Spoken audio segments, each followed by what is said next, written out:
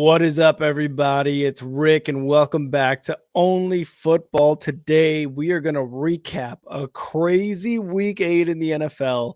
We're going to go into our running backs of the week. We're also going to talk about our top five, and we're always going to end it off with what? What do we always end it off with, Kyle? The little chives by Kyle. Let's get it.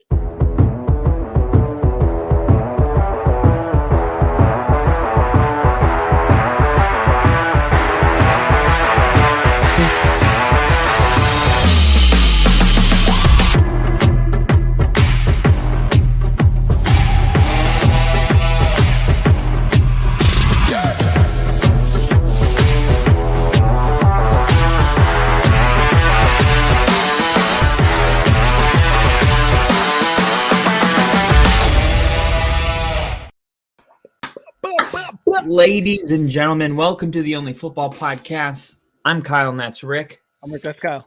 We are going to be doing everything that Rick said that we're going to be doing before we're doing what we're doing right now.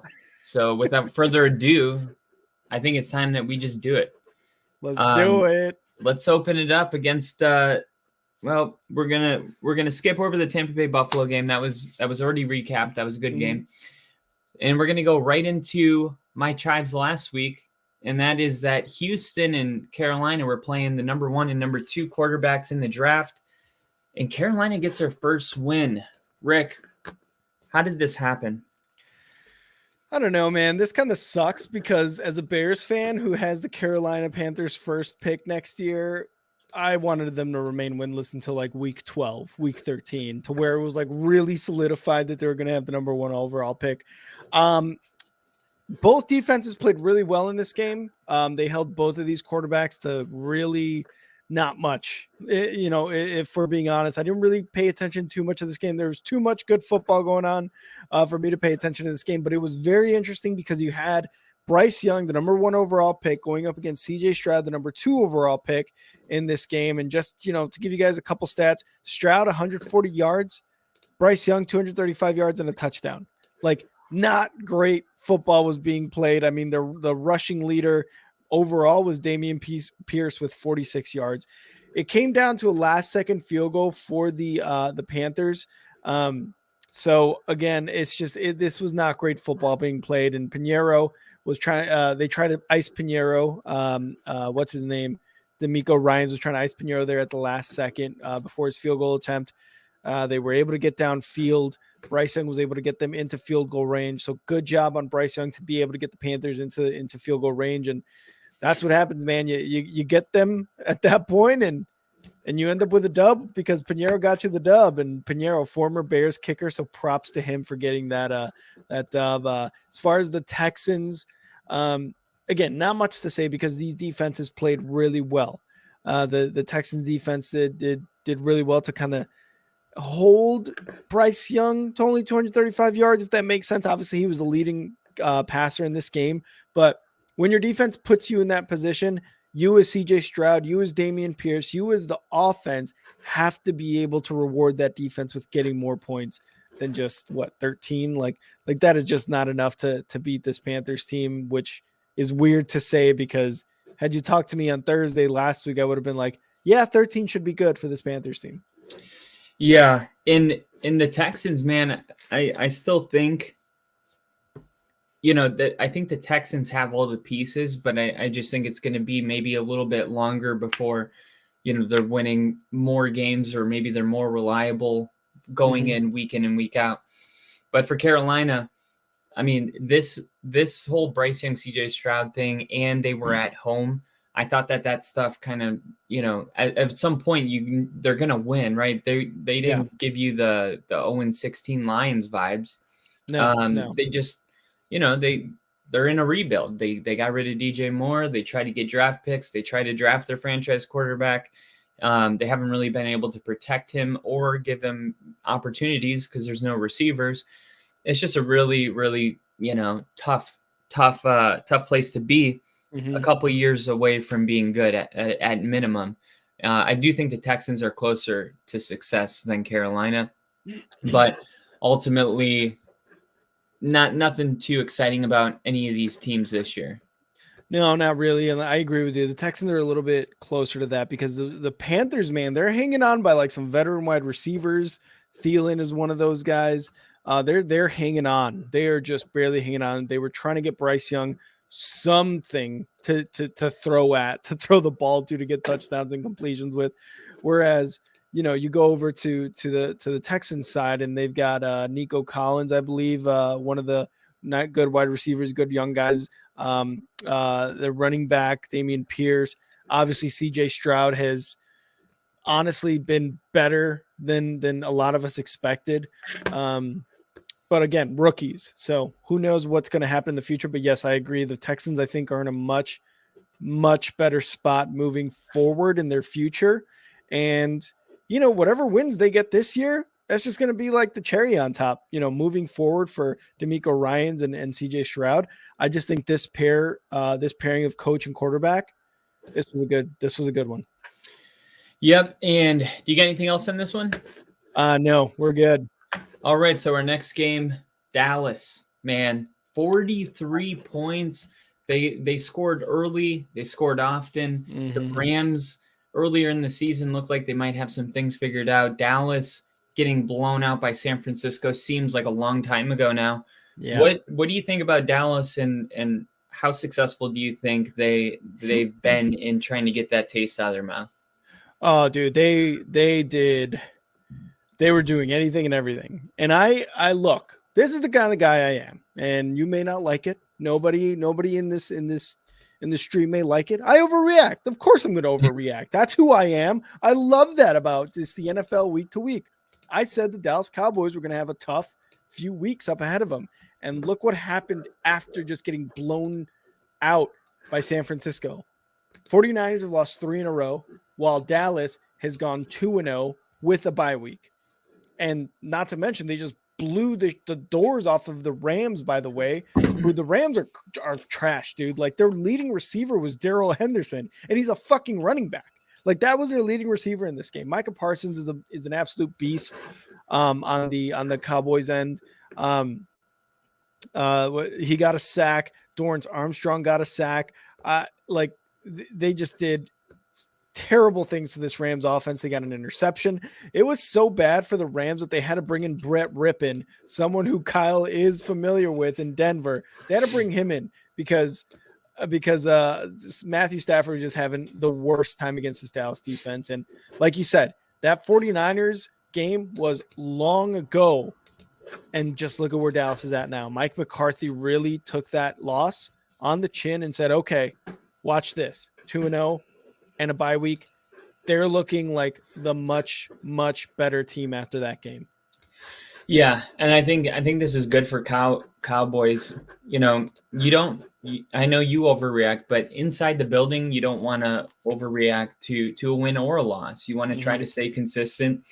And look, I mean, if you would have thought, after the 49ers game that the season's over for the Cowboys, like, don't even bother getting hopeful because, look, we suck compared to these teams. Look at the 49ers now. They're on a 3-game winning streak. Their last win was against you. You've beaten 2 teams now on the road, the Chargers and the Rams in their house. Well, no. The Rams game was in Dallas. Yeah. Yep.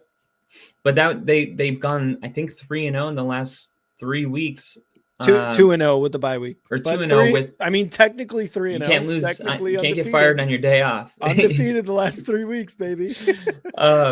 So yeah, I mean, I think for the Cowboys, the sky's the limit because of the defense they have, and because Mike McCarthy has won a Super Bowl, and Kellen Moore leaving Dallas was considered not amongst Cowboy fans, but amongst casuals.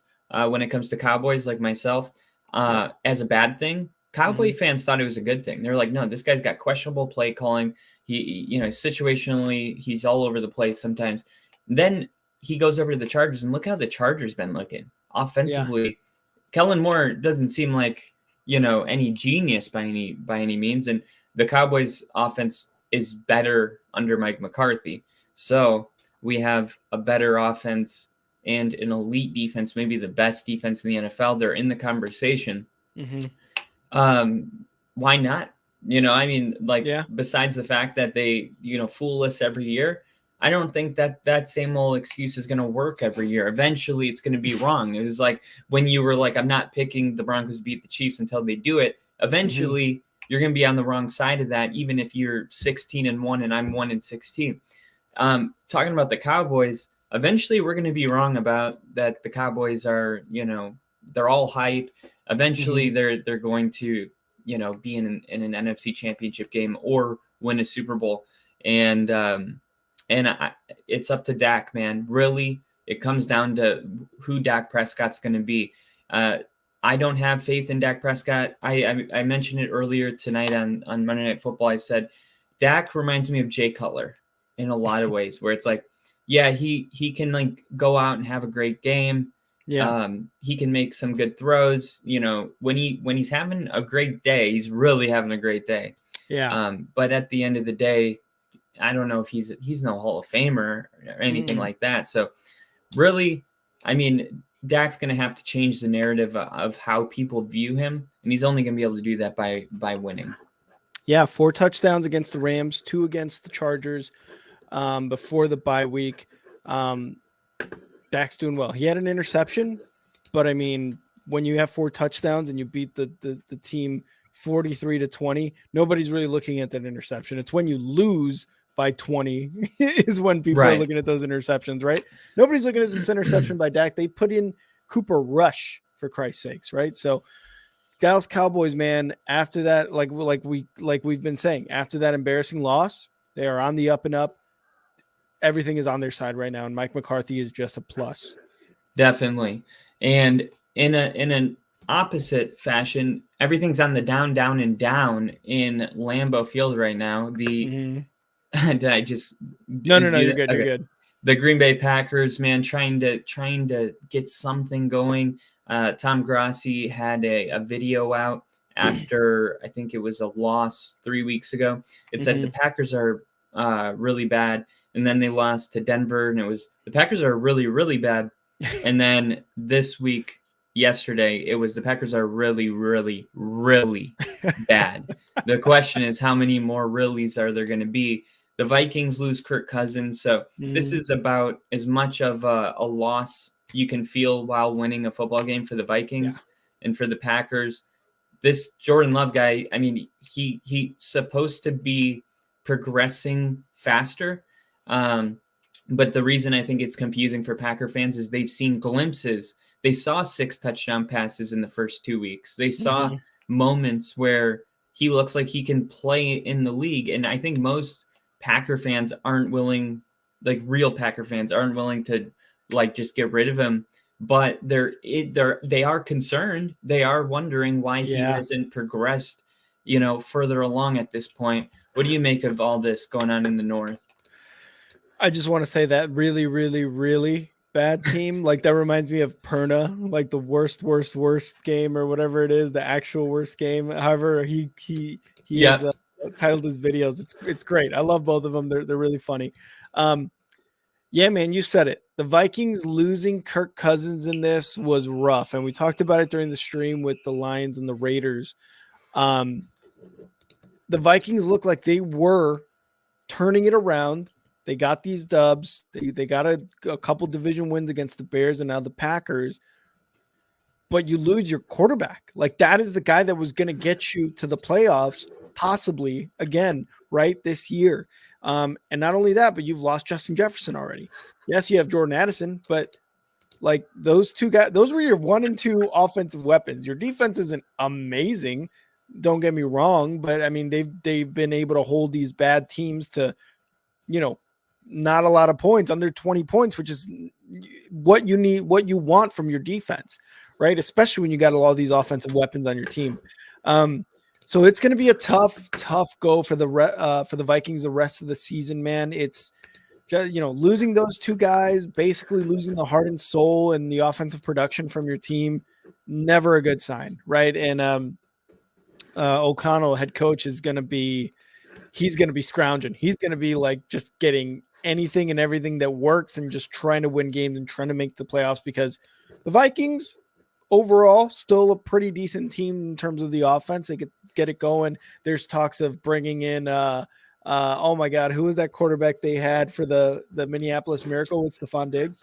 That was I cannot remember Case his name. Keenum. Case Keenum. So they're thinking of there's talks of bringing him back in. So who knows what's going to happen with the Vikings? The Packers, though, like you said, lost their 4th in a row. The Milwaukee Brewers, their baseball team, they have more wins in October than the Packers do. So, well, the Brewers are awesome. Their season ended in October. So rough go for the Packers, man. LaFleur with Jordan Love. It's looking tough. And yes, this is the first full season of Jordan Love, and we've commended Jordan Love on taking some deep throws and taking some chances, but it just seems like either the offense that he's playing for under LaFleur isn't working, or he is just not who LaFleur needs at quarterback to run his offense. There just seems to be some sort of disconnect between Jordan Love and LaFleur in this offense. So, is LaFleur on the hot seat? Oof, that's a good one. I mean, he really hasn't done shit in the Packers with the Packers. What if it's been Aaron Rodgers this whole time? And that's true. The last time the Packers won was with McCarthy and with Rodgers. Yeah, LaFleur because came in and he made them a good offense and made them a pretty, good team in the playoffs. But what has he done? They haven't done anything. They're not going to do anything this year. That'll be 2 seasons without playoffs. I don't know if they like that in Green Bay. Well, that's what I was going to say was that the whole thing with Aaron Rodgers is if the Packers are going to go into a full rebuild, what pieces are they going to move? They don't have Devontae Adams. Wait, Aaron Jones? Is that what are you going to get for him? A third? Like they can't afford that. Yeah. And you look at this team and you're like, this is who Aaron Rodgers was quarterbacking last year. Mm-hmm. And now you kind of understand the losses a little bit more. The fact that he had to, rally, 5 wins of the last 6 in order to be playing for a playoff spot. And you expect Jordan Love to just stand in the gap and repeat that. Mm-hmm. It's not like we moved on to Jordan Love, but we brought in Odell Beckham and, it's like, that's not what they did. The Packers didn't, they're not, I don't know if the Packers are really doing any favors to Love with the weapons. And you might say, the Christian Watson and Romeo Doubs, those might just be guys. You know what I mean? Those might not be like wide receiver number 1s, but I mean, it just seems like the Packers have no offensive identity. And I think one of the things I wanted to point out was in the stat line for the Packers running the football, Jordan Love was the leading rusher. Jordan Love. And you're telling me a team only scored 24 points. Okay. Mm-hmm. And even for more context, you went to halftime and the score was 10-3. Okay. So how is it that you were only down 7 points in half of the game, but you felt like you only needed to give Aaron Jones 7 carries for the entire game?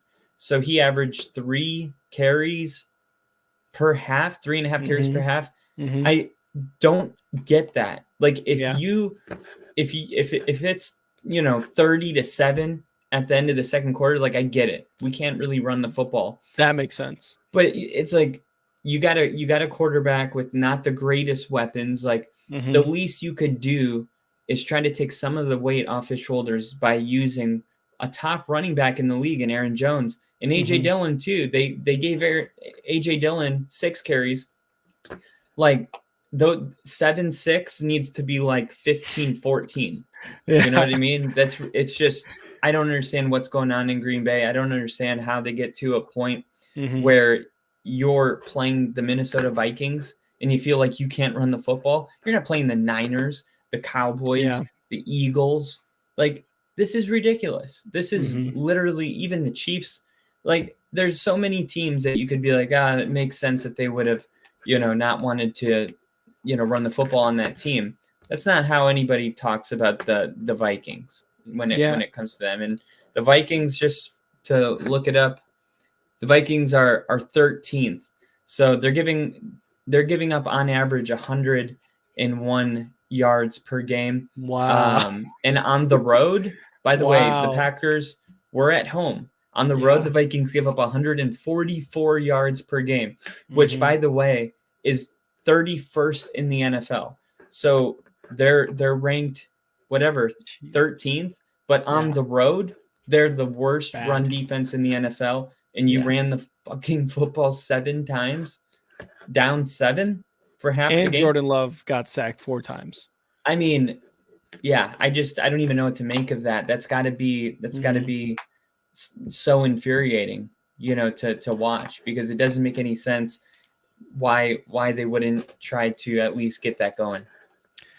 Yep. All I've got to say for the rest of this game is just like I told Rusty a couple weeks ago, welcome to mediocrity, Packers fans. Welcome to mediocrity. Welcome to week thinking, is this quarterback the guy? Is he not the guy? Is he the guy? It sucks. Welcome to that, because misery loves company, and I am miserable, boys and girls. I am fucking miserable. So do you think it's welcome. Do you think it's time to start wondering if Justin Jefferson is actually so good that he hurts the Vikings? In terms of the Vikings being 3-0 without him, I just sometimes that will happen where there's a guy that's so talented, you feel like you want to get in the ball. It's not like he's demanding.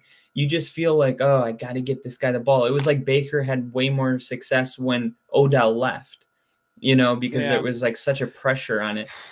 And I'm just wondering, like, what's going on? Maybe the Vikings are just maybe it's a coincidence, but the Vikings are 3-0 without the best receiver in the NFL. I'm going to go with no. And the reason is, like, look what happened with the Vikings last year. Yes, they won a lot of like very, very tight games. And they had a negative point differential, whatever it may be.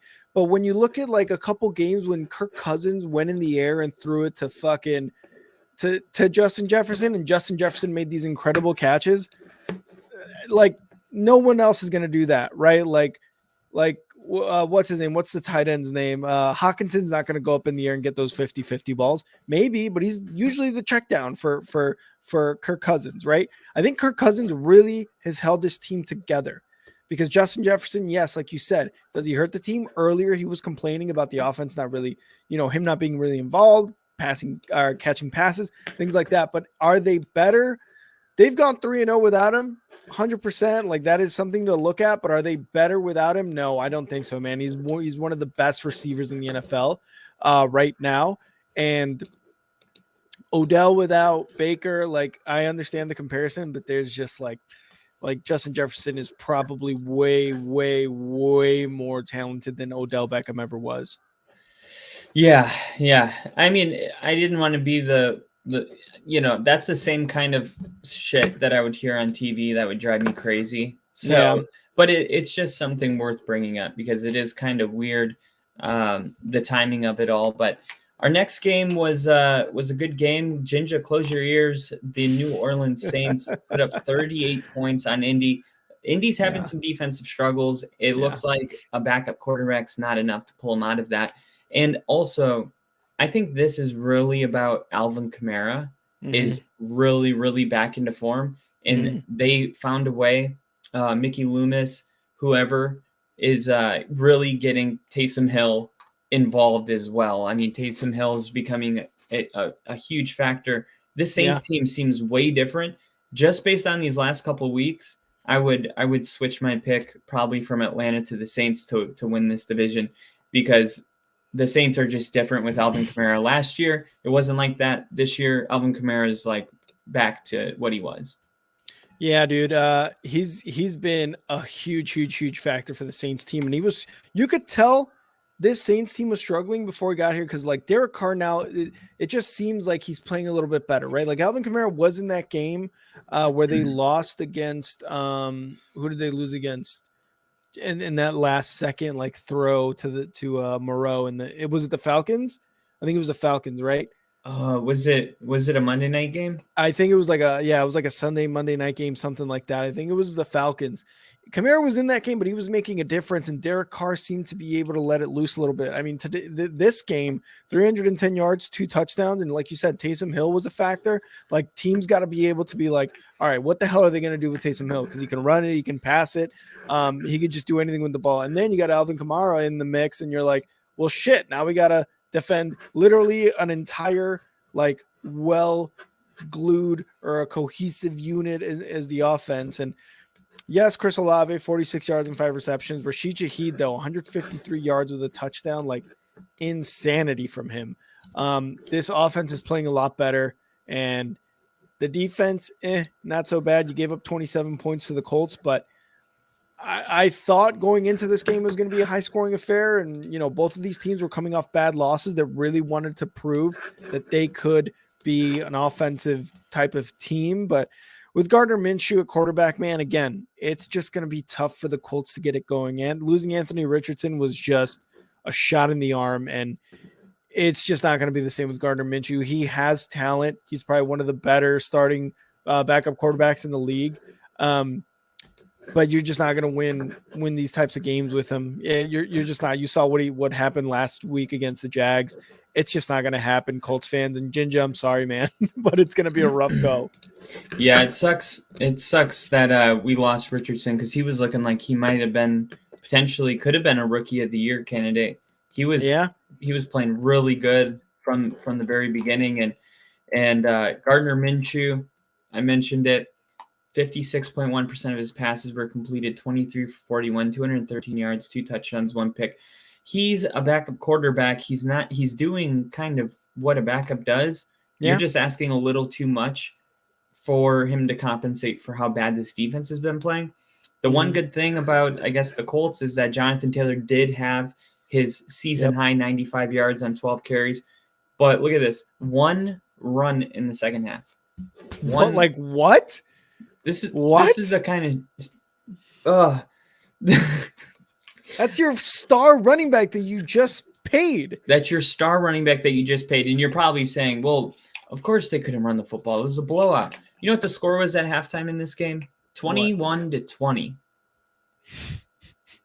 And guess what? The Saints only scored 7 points in the third quarter. So they were down, let's just say, for the entire third quarter. It was a 1-possession game. I don't know when they got that touchdown, but regardless, no reason to abandon the run. You got a running back that has 95 rushing yards on 12 carries. Yeah. And I'm assuming he had probably like 90 on 11 at this point. How do you not recognize that this, feed the hot hand? Like, how is that? It's a 7-point ball game. It just doesn't make any sense to me. Shane Steichen fucked that up. Like, what more could you possibly want than your running back who just got paid, who has 95 yards? You're going to the game you're going to the halftime losing by 1 point and 1 run in the second half, and you think you're going to win it with Gardner Minshew? Like, dude, just be thankful you're a head coach. You don't have to go and try to do a dick measuring contest. Like, I can win with a backup quarterback and Gardner Minshew. No, you gotta win with your fucking players that you just paid $1 million to. Who cares what it looks like? You know what? Yeah. We'll get there. We're gonna pause here and we'll pick it back up in a minute. The New England Patriots went into Miami, a place where the Dolphins have yet to lose, and that streak didn't end. Miami put up 31 points. I thought that this game was going to go like this. I think the spread was at 3. I was like, Miami's going to win by probably 10 or more because Miami plays really well at home. And New England, although they're coming off an impressive win, that's a divisional game. That's less traveling. You're going from Massachusetts to Miami. The temperature, it's a lot, right? And this Miami team is they're the best home team probably right now in the NFL. When they're like last year it was the Lions. This year Miami's like that team that you just don't want to play in Miami. Very beatable on the road apparently, but not able to get the job done. What do you think? I mean, this is kind of what we all expected, right? Yeah, it was more or less exactly what I expected. I was expecting, to be honest, some more points from the Miami offense, but I guess the New England defense was just that good that they only held them to 31. So, credit to them, I guess. Jalen Waddle and Tyreek Hill still got over 100 yards each. That was the first time apiece. the Patriots allowed a wide receiver to pass 100 yards receiving this whole season, and there's 2 players that did it. Wow. That's what Mike McDaniel does. That's what he does, man. He just absolutely tears you apart on defense. What I will say, and it's a shame that he got hurt and is out for the rest of the season, for the Patriots, Kendrick Bourne, that's a guy. That's a wide receiver 1 right now for the Patriots. He got 3 receptions for only 36 yards, did get a touchdown though, but he was hurt. And the last couple weeks, man, he was looking good. He was looking like him and Mac were having a really good connection. So he's going to be a guy looking forward for the Patriots that I feel like they have to build around, because Kendrick Bourne has done pretty damn well as of recently on the Patriots. Like, they have a number 1 wide receiver. What? Does that even compute for anybody around the NFL? Mac Jones had a tough day, 161 yards though, 2 touchdowns, but he did have an interception.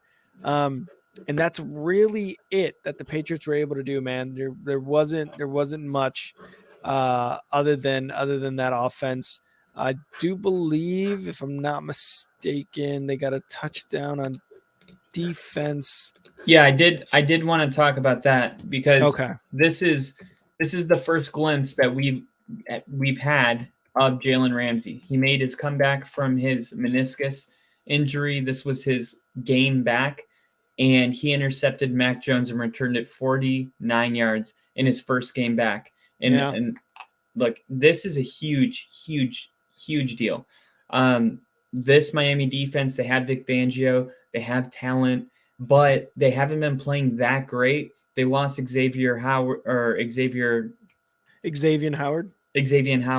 and getting Jalen Ramsey back, man, that is huge. This whole game, this whole season, it's been like, okay, it doesn't really matter. Miami's trying to beat you in a shootout. This was never about their defense.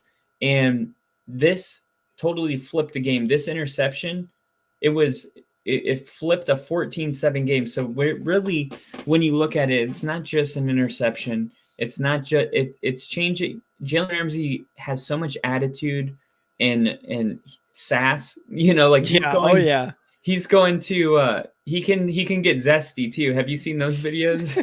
Oh, absolutely. I have. Those are my favorite since his Jacksonville days. Absolutely. Go Knowles. But yeah, dude, this is a guy that's going to come in and give this defense an identity, and to think that he's going to be matched up with Vic Fangio and all the disguises they're going to run. This is great timing for Jalen Ramsey to come back. I think the Dolphins kind of gotten it. They're like, okay, we're as good as we can be without, these weapons. And now you get Jalen Ramsey coming back, and it's like, okay, let's take this team to a whole nother level in November with Jalen Ramsey, and let's form an identity defensively. And when that's added to this team, all of a sudden the sky's the limit, because right now I told you that the type of football Miami plays, not really great defensively, but they do the shootout stuff, throwing the ball. It doesn't really translate to December. But if they can start playing good defense, all of a sudden that does translate deep into January when you're top defense. So I think this is a player that this is the MVP right now on the defense. And I'm going to be looking to see if he makes more plays like this in the next coming weeks.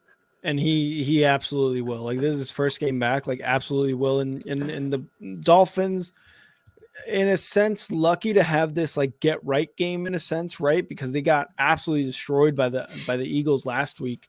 So that kind of wants to you want to get back to the football field after a loss like that, right? Because you're like, we're much better than this offensively, and we're going to prove it to you. And they were able to do just that, over 100 yards each for Waddle and Tyreek. Goddamn Tua threw for 3 touchdowns, Raheem Mostert rushed for a touchdown. Like, these guys all were able to get their touches and able to get their touchdowns, and they're like, look, okay, we're good. Right. And sorry, Bill, but we have to do this. The funniest part is I had Graham Gano on my fantasy football Oh team, no! and Oh I no! dropped him because I didn't like what I was seeing. And he went to Florida State, so I'm rooting for him. But what's funny is I didn't tell you guys this on air because I didn't want to make Bill mad. But I actually, before that field goal was lining up, I placed a $1 bet that the Jets would win. With the odds were like plus 1,000. So No. I ended up winning like $45 because he missed the kick. Zach Wilson drove down, got the field goal, and they win in overtime. It was so no. unlikely. But I just had a feeling when they were lining up, and I have the receipts. If it has to come to that, I'll show the receipts. But Steve, exactly. New York was going to win regardless. The Jets continue their win streak. They beat the Broncos. They beat the Philly. The Eagles. No one says that. They beat the Philly. They beat the Denver, and now they beat the New York. So they beat the New York. I think they're rolling a little bit, and still, man, I don't know what to make of this because this isn't like a statement win. No. But the Giants were also coming off of a win, and then they played Buffalo close. So you kind of got one team, like the Giants were trending upwards, and so were the Jets. And then they both play each other, and the total is 23 points. It's like, okay, were we wrong about the trend, or is it because it's two good teams playing each other that, it resulted in a low-scoring game? It's ridiculously confusing to try to pick a team out of this. Like, okay, what does this say more about the Jets or Giants? I don't know. You know what I mean? Like this was the Jets, I guess. This was bad football to watch. Bill, I'm sorry, but in this game, I actually would have preferred if Danny Dimes played. Kyle, do you know how many passing yards Tyrod Taylor had in this game? If I remember correctly, it was like 70. 8 yards passing. Single digit number passing yards. You caught me. I was bullshitting. If I remember correctly, it was like 83. He was 4 for 7 for 8 yards passing. Did he get hurt? That? What? I thought he went to the hospital. Did he?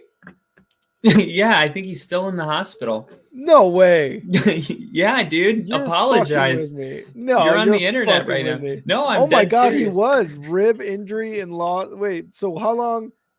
Oh, in the first half. Oh my God, you're right. He was. I didn't even pay attention to that part. But his mom's probably watching this right now. Like, he's mad that he didn't get more yards. He's in the hospital. I didn't get that part. What I was going to say was Saquon Barkley had a hell of a game, 128 yards rushing on 36 carries. This was literally Saquon against Zach Wilson because Zach Wilson had 240 yards passing and a touchdown. Garrett Wilson, man, 7 receptions for 100 yards, and then Breece Hall, second with 76 yards and a touchdown. Like, this game was just like Bill said it perfectly. This was just a hot mess of a game. It was ugly on every side of the ball for both teams. Like Salah, very lucky at the end of the game that he was able to get downfield with 24 seconds left. Zach Wilson, credit to him because he was able to get down there with 24 seconds left to get that game-winning or that game-time field goal to go into overtime to get the dub. Like you said, who does this say more about? I have no idea. It just seems to be that the luck is on the Jets side and not on the Giants side. Not on the Giants side whatsoever. Like, both of these teams came into this game off of some good wins, and they just shit the bed on each other. And regardless, I got my New York tears. So love that. I hate that sound. I love when the New York tears come out on Sunday or any day. So, Bill, I'm sorry that the Giants are just like a hot mess. But hey, you know what this says a lot about is that the Giants and the Jets defenses both pretty damn good, and you can build off of that. You pay Danny Dimes a fuck ton of money, so you may not be able to build off of that in the future. But Dable, that's it, man. That's it. I think it's over for Dable as the head coach. Ooh, what? Are you Mhm. shitting me? You're high. That Yeah. is your That's it. worst take in 3 weeks. It's over. It's over. That is not even It's remotely. over for Dable. They're It's not over. even close to that. This Giants team doesn't have to think back too far to know what life's like without Dable. They are 100% with the right coach. I mean, he took Absolutely this not. team to the. Absolutely not. Dable is more valuable than any other piece of this entire franchise. The only guy that comes close to Saquon Barkley. They can't get rid of him. That's like, hey, Mhm.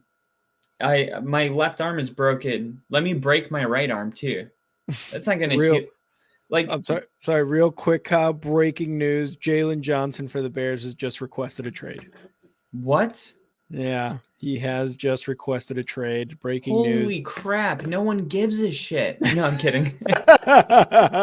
Continue. And honestly, yeah, No, nobody does give a shit outside of no, I Bears do. I fans. was kidding. That's crazy. So he's Yeah. requesting a trade. That I wonder Yep. what could have happened in since Sunday night till now. But it's like, hey, I'm gonna do this at midnight. Like what? Yeah. It's more dramatic that way. The deadline ends Yeah. on Halloween. By the way, almost happy Halloween. I got Happy, about yeah, almost. Everybody on the East 27 Coast. minutes. Everybody on the East Coast, happy Halloween. But Um, sorry, I interrupted you, Kyle. Sorry, go ahead. You're yeah, talking about Dable, the coach. yeah. Dable absolutely is not going anywhere. That would be such a setback. I mean, Mhm.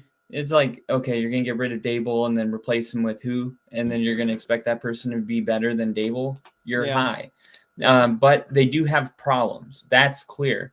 Mhm. I just never liked the Danny Dimes, the 40 million. I was very Yeah. vocal about it in the offseason. I just couldn't buy into that. Now this team is a way different team with Saquon, and they missed Saquon for like 4 weeks, and they lost every week without him, and then they got him Mhm. back, and then they almost beat Buffalo, and then, yeah. So they are very, very much better with Saquon Barkley. Yeah. He's like a piece that you can't have, and that's why when they paid Danny, I was like, you got to pay Saquon. He's about to walk. You can't pay Danny. What are you Yeah. talking about? Yeah. And yeah, I some of the decisions, yeah, I'm not really because Brian Dabble went to Rochester and studied economics. That was his degree. He probably didn't agree with the deal, but had to Okay. sign it. Okay. That's what I think about it. That's actually a pretty hard rap line. I wrote Yeah. that in one of the songs. But That's hard. that's pretty hard. But Hard. honestly, I think for the Giants, all they can do is try to keep their head up and keep playing. I think they're going to play tough. Like if you're talking about firing a coach, you have Mhm. to fire a coach that takes knees and runs the clock out. You Oh can't yeah. fire like the Giants. Are they, yes or no, played 3 tough games in a row? Yes. Against Buffalo including. Mhm. So I mean, at least there's fight. At least it's coming down to the wire. At least they're not just being. They're like the Packers are in worse shape. You know what I mean? I Yeah. would think LaFleur should be less safe than Dabble, to be honest, because Mm. what Dabble's done with the Giants, like, yeah, there's a lot of names, and this is kind of how it was in Denver for a while. We'd be like Jerry Jeudy, this guy, and you can do that with Jalen Hyatt and Darren Yeah. Waller. But at the Yeah. end of the day, like these guys all have the potential to be really good, but they're not right now. Mhm. I think that's fair to say. Darren Waller he has the athletic ability to be the greatest tight end ever, but for whatever reason, it's not meshing together in the right way. And I think last year there was such a focus on because Danny was having all these turnover problems. So the focus was, hey, let's just run the football. We'll limit how much he throws the ball. They didn't really start letting Danny throw really until like week 14, right? Yeah. He had to prove Honestly. that he could Honestly. protect the ball. So they just Yeah. ran the football with Saquon. But then you bring in all these weapons and you try to make somebody that they're not. And when you pay somebody, they start thinking they got to do more, to justify the contract. And I Mhm. think the expectations might have been way over here. And really what they should have done is just honed in on their craft of what went well last year not try to get Tyreek Hill on the football team for a quarterback that can't even hit him anyway. Like I know it sounds kind of brutal, but this just reminds me of when we had Drew Lock and I thought that, KJ Hamler and all those guys were going to, and it's just, sometimes it's not the case, but you buy in and you're just sometimes wrong about it, and. Oh yeah, I know exactly how that goes. And I was going to mention this to you, Kyle, but Waller is injured again. I shit you not, says Bill. I shit you not. Dude. Like, he went out during the stream and I was like, oh my God, of course, like I think I'm the bad luck to tight ends. Like every tight end I've picked in fantasy football, you make them loose ends bad and has gotten injured. Like it's that bad. Like it gets that bad. So I apologize to Darren Waller personally for getting him injured in this So game. You like loose ends, not tight ends? I like loose ends. I'm a big loose end guy. Gross. Let me call my grandma and let her know. You sick fuck. Sorry.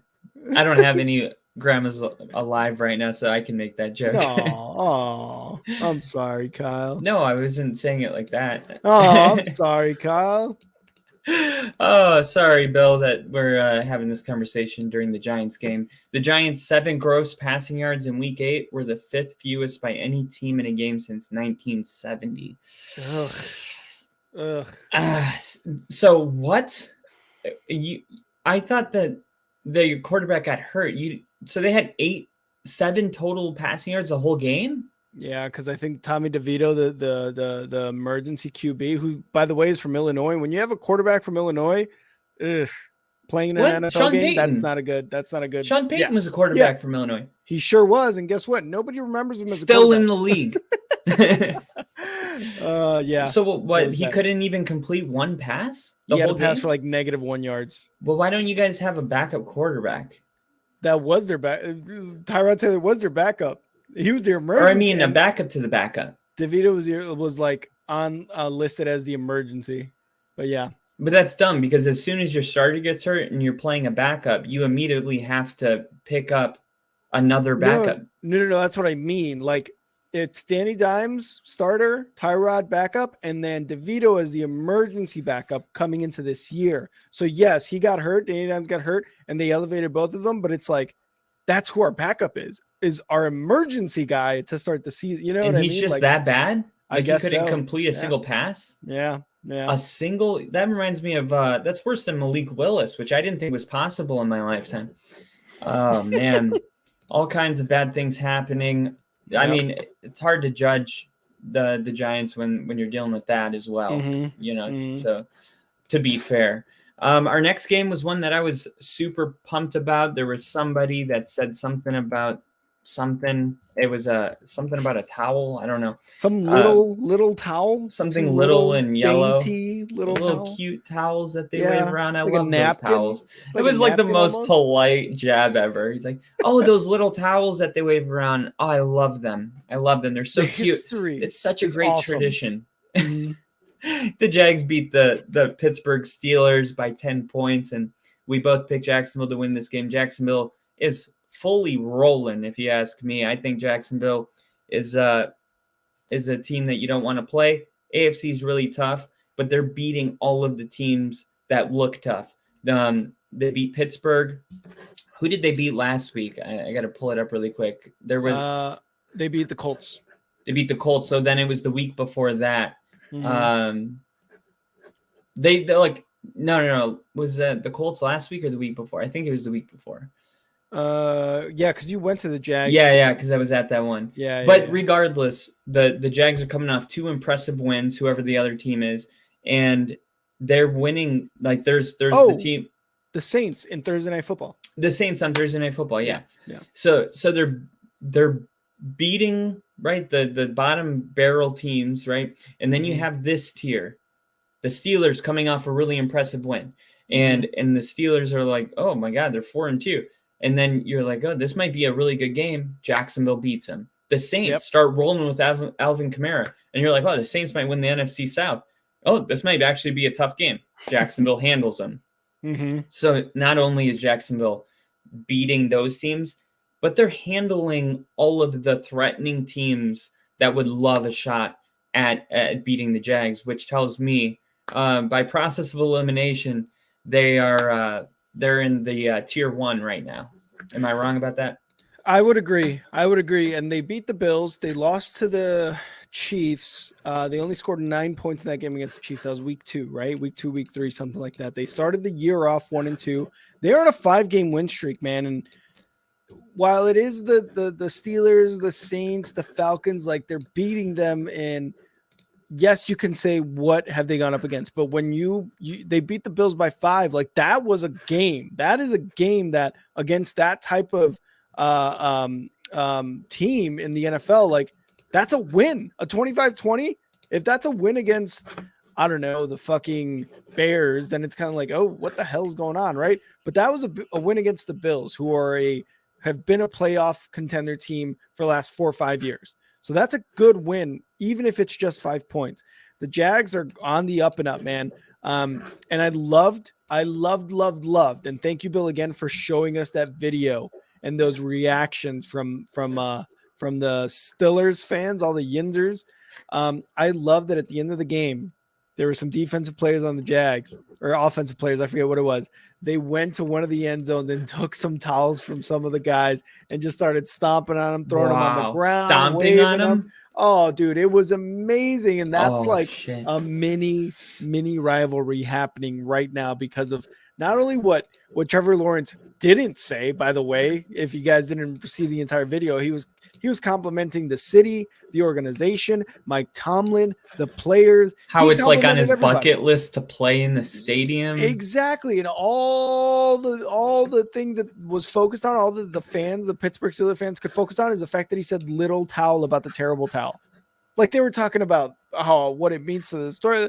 Whatever. Did the towel play in the game? No, because guess what? Kenny Pickett unfortunately was injured, but Kenny Pickett looks bad, man, as a quarterback for the Steelers right now. Matt Canada's offense is still bad. Like they had a very good game last week. You got a bunch of very talented people on there. But you guys just can't score points. 10 points.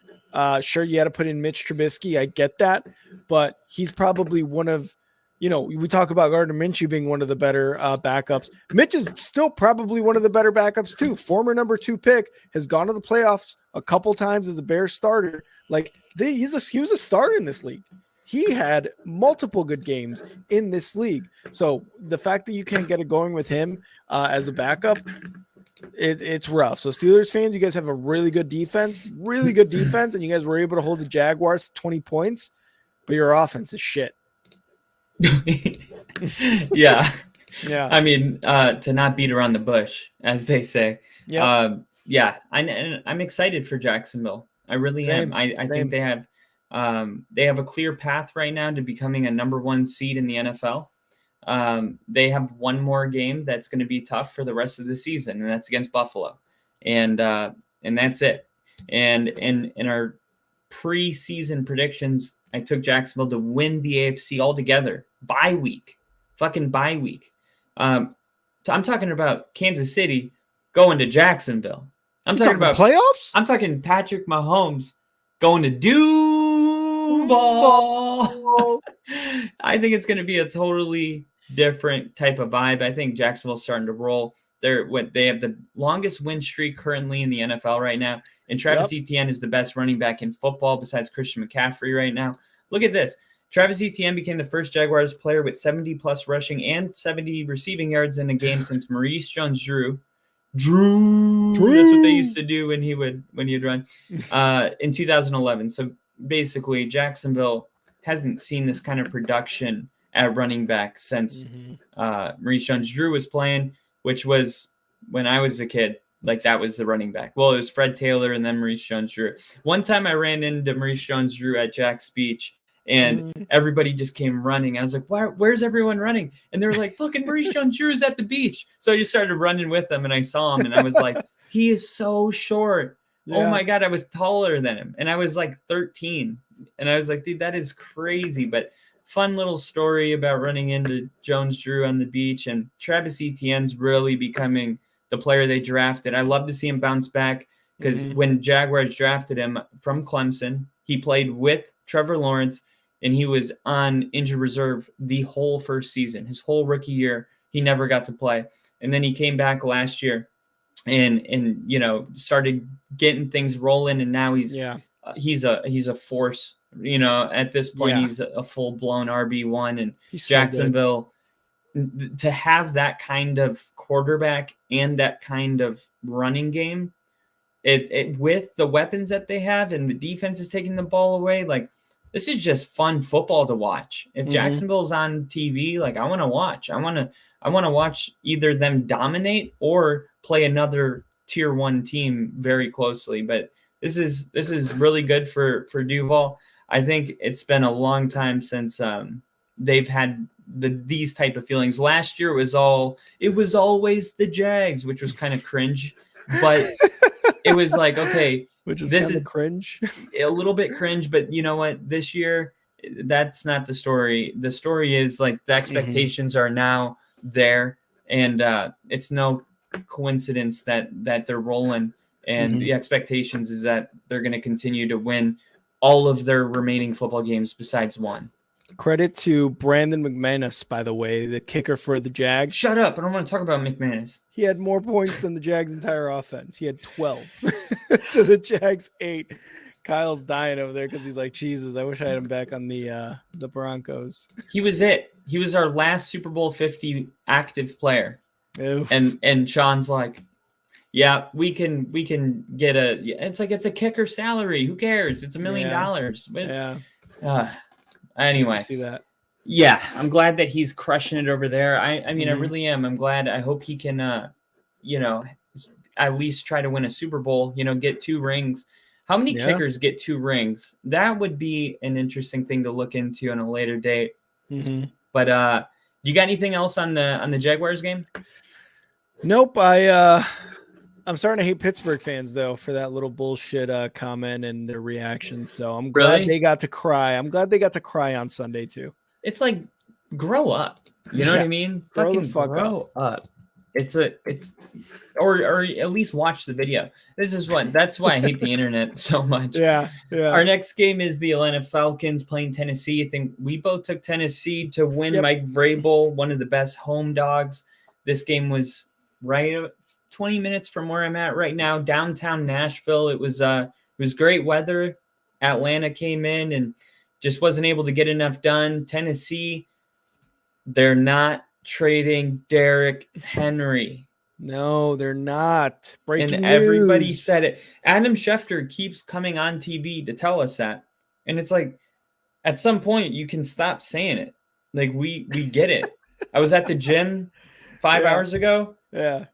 TV right in front of me. Titans, no plans to trade Derrick Henry. It's like, as much as it's ironic. It's like, as much as you guys keep saying it, why are you talking about it? Yep. You know what I mean? Like, no, guys, seriously, though, they're not trading him. Yeah. It's like, nobody thinks that it's happening because we trust that you told the truth the last 10 times you said it. So I think Tennessee, there's just certain things, man, about Tennessee that's hard to kind of figure out. They get rid of AJ Brown, and that is like really going to haunt everybody in Tennessee. Like that guy was so valuable, maybe one of the best receivers in football. He currently, statistically, right now is the best receiver in football. Very good. So, I don't know like what the expectations are for Tennessee. For Atlanta, they're in a really kind of competitive division. For Tennessee, they got Jacksonville in their division. So it's kind of like they can only fight for a wild card spot.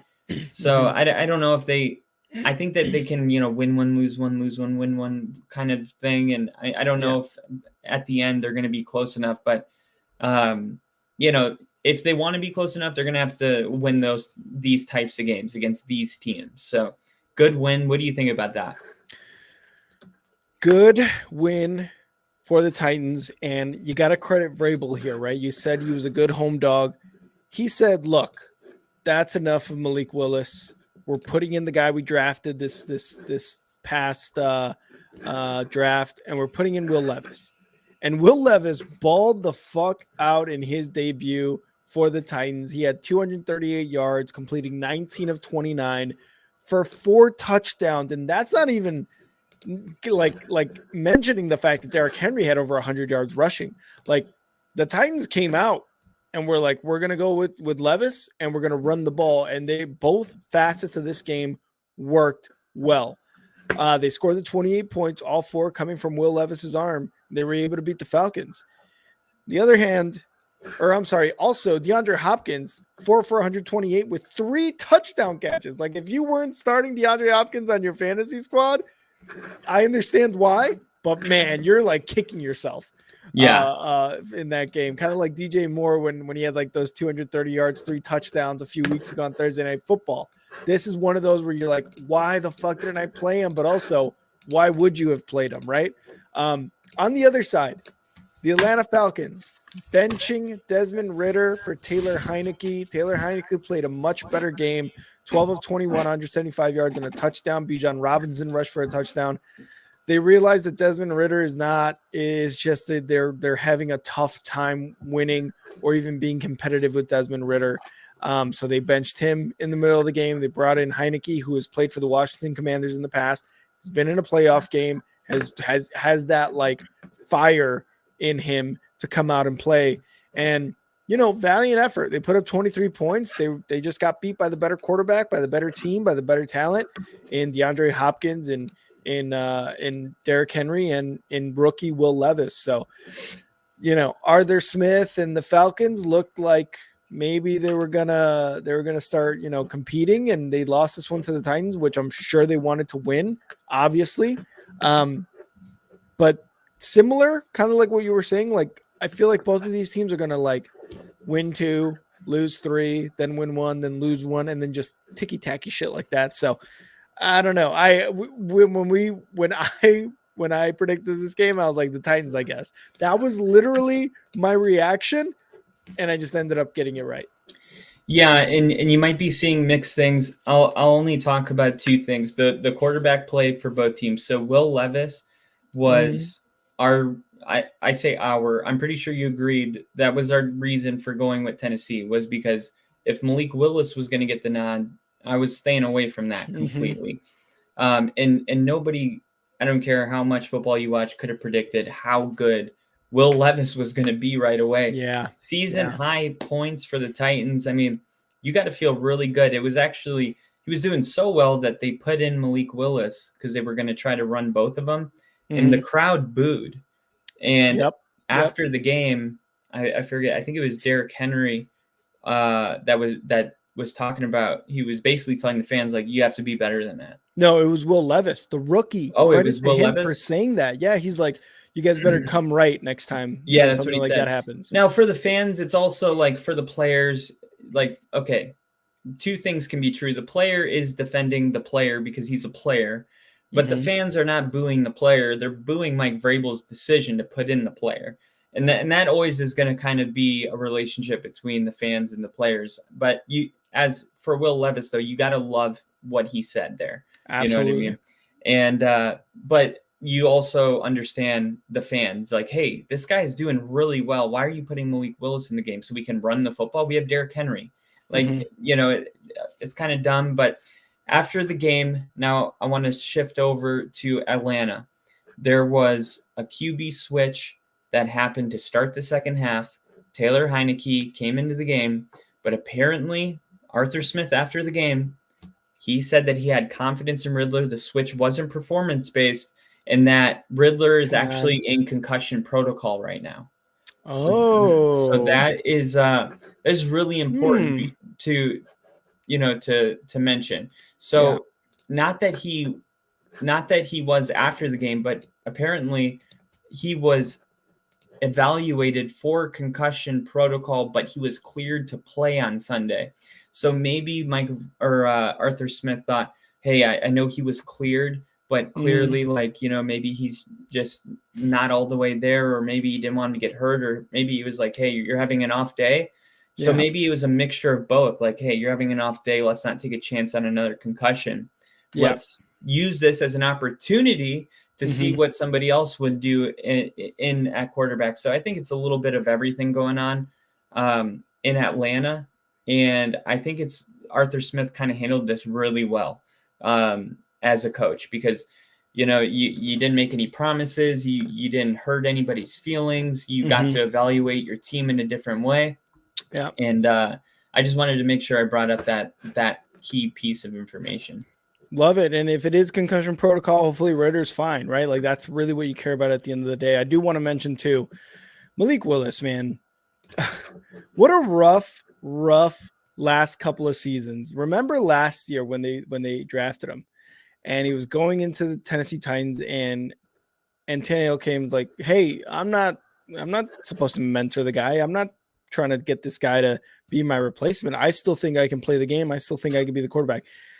And now the fans booing him, and look, like we talk shit about him, like performance based, right? Like he's probably a fucking great guy, but to come into the NFL and have just like back-to-back seasons of some sort of controversy, right? Like I'm not saying like crazy levels of controversy, but this isn't something that you want to hear in the media. You don't want the guy you're in the locker room with and the quarterback's room with talking about, I'm not going to mentor this guy. This guy wants to be my replacement and they want him to play. And I still think I could be a starter in this league. Like that's not great to hear. And then you got the fans booing you or booing the fact that they're going to run you. Like it's just, he's had a rough go in the NFL so far. Wow. And the last thing I wanted to bring up about this game, and then we'll move on to maybe a more exciting game, was that Mike Vrabel, despite all the potential distractions going on right now, the trade stuff that they can't stop talking about, Mike Vrabel improved to 6-0 following a bye week with the Titans. Wow. This is just a great concoction. He's already great at home, being, I don't know if he was in a home underdog. I think he was by a point. But on top of that, coming off a bye week, it just shows you that Mike Vrabel is a very solid coach. Yeah. Like if you look at the best coaches in the NFL, Sean McVay, even though right now things aren't going well, right? Things aren't going well for Mike Vrabel, but great coach. Andy Reid, Bill Belichick, look at these guys' records coming off a bye week and look at their records at home. Mike Tomlin, look at his underdog at home record. I mean, this is something they all have in common. I know that things aren't great. If you're a Tennessee, if you're a Titans fan, I know that there's been better days. Just a couple of years ago, you guys were, a first seed in the AFC, but you got the coach. And that is something that, a lot of teams in your scenario can't say. That must be nice. That must be nice, right? Like, would you take Mike Vrabel right now? I would do terrible, disgusting things to have Mike Vrabel as the Bears coach. I would do downright disgusting things. I wouldn't have knees anymore. I wouldn't have knees. Oh, good. Finally, they would get a rest. Philly playing another close game against the Washington Commanders, 38-31. This was this is the Achilles heel for Philly. Yep. They're still able to win these games. They're scoring a little more points than Philly would like. We talk about their defense all the time, and it's like, why are these guys scoring so much all the time? You know what I mean? But you know what? I mean, I'll say this, and it's your turn. Sam Howell, it's a fucking G. He is the real deal. Yeah. If you guys haven't bought in yet, it's not too late. Buy in right now. Sam Howell, he's going to be around for a long time. That guy can play some football. Yeah. He is really good at this game, man. He is the guy in Washington. Let's be real. If you're a Commanders fan, you love what Sam Howell's doing. 397, I think, passing yards total for him. The line actually did a very good job, which was crazy. He only got sacked once. But 4 touchdowns, 397 yards. He almost threw for 400 yards. Like, this is the guy. He's been doing this consistently his entire, so far, very early career. He's been doing that, 300-plus yards passing, multiple touchdowns. The line improved against a very, very good Philly defense. They only let up 1 sack. At least that's what I'm seeing on the stats and the box score. So great job on the offensive line for the Commanders. I mentioned when on our Thursday episode, I thought Philly was going to start off slow, and they did. Only 10 points in the half. Washington went into the halftime winning 17-10. which really like, what the fuck? Like, is this really the Achilles heel like we mentioned? And credit to Bill too. He said the same thing. Like, they always play tough, and it seems to be Philly's Achilles heel is Washington Commanders and just this team in general, right? But they started off really slow in the first half. Again, only 10 points. They shut them out. They shut out the Commanders in the third quarter, which was huge because they came out with, I think they scored, a touchdown, and then they scored 21 and just went absolutely crazy in the fourth quarter, scoring 21 points, and that's where they beat them, man. Still a very close game, still something that, like, the Commanders were able to go downfield. I think at one point there was like a call on a Devontae Smith catch that was questionable, and Ron Rivera didn't like challenge it, didn't say anything. He looked kind of dead on the sidelines. Dude, I think really the only thing that the Commanders are missing at this point are a very consistent offensive line, a better offensive line, and maybe a new head coach. Ron Rivera has done well. He's done well with like the early years with the Commanders, and he did well with the Panthers. He went to a Super Bowl with Cam Newton, but he is just not it anymore. He should be done. He should be done. The Eagles, on the other hand, Jalen Hurts, 4 touchdowns, no interceptions. Who was it? DeAndre Swift, 57 yards and a touchdown. AJ Brown continues to be an absolute beast. 130 yards on 8 receptions and 2 touchdowns. I had him on my fantasy. Like, he is a beast. He broke the record for consecutive games of 125 plus receiving yards. I think the record was 5. He has 6 now. Like, insane. Like, this offense is humming now. They're starting to get on a roll, and they're still going to keep scoring points like this. In most consecutive games with 125 receiving yards? 125 plus receiving yards. So I think he's in a category now with like the elites. Like, he like broke Jerry the record. Rice. Like he has the record now. Yeah, that's insane. And I do think for good comparison right now, if Dabble, that whole conversation about the coach, Mike LaFleur, I think in this case it's the opposite. I'm not sure if Nick Sirianni's a great coach. How would you know? How would you know with this much talent? Like, how would you know with Jalen Hurts? How would you? And I wonder, because look, Sirianni's got to be the most lucky guy in the world right now. He gets to be the coach of this team, but last year he wasn't calling the plays, and he's not calling the defense plays. He's kind of just like, the father figure on the sideline that's just enjoying the ride. And there's nothing wrong with that. Like, what do you want him to do? He got the job, he earned it. But I just thought of that when I was thinking about like the difference between Dabble. Like, you can't lose him because he is a really good coach, and we know that for sure. Sirianni might be like LaFleur, where they're kind of just like riding the coattails of really good teams. He doesn't do anything. He doesn't call the plays. Like, what is it? Yeah. I don't know exactly what Sirianni does. I just feel like he's just he's been the head coach for 3 years, and he's gone to a Super Bowl. You know what I mean? And he's probably going to go deep in the playoffs again this year. They're so talented. 3 years in a row, like they should, right? Like, you're saying they should go, but how many teams have that much talent? And we look at their coach and we're like, what the fuck is he doing? He's making the worst calls ever or something like that. Yeah. But they have the talent. So, they have the automatic 4th and 1. So when they go for it, didn't work this time. There was a fumble on the goal line this time. If you saw that, the Commanders actually stopped the tush push, the little tush push there for that tush on Jalen Hurts.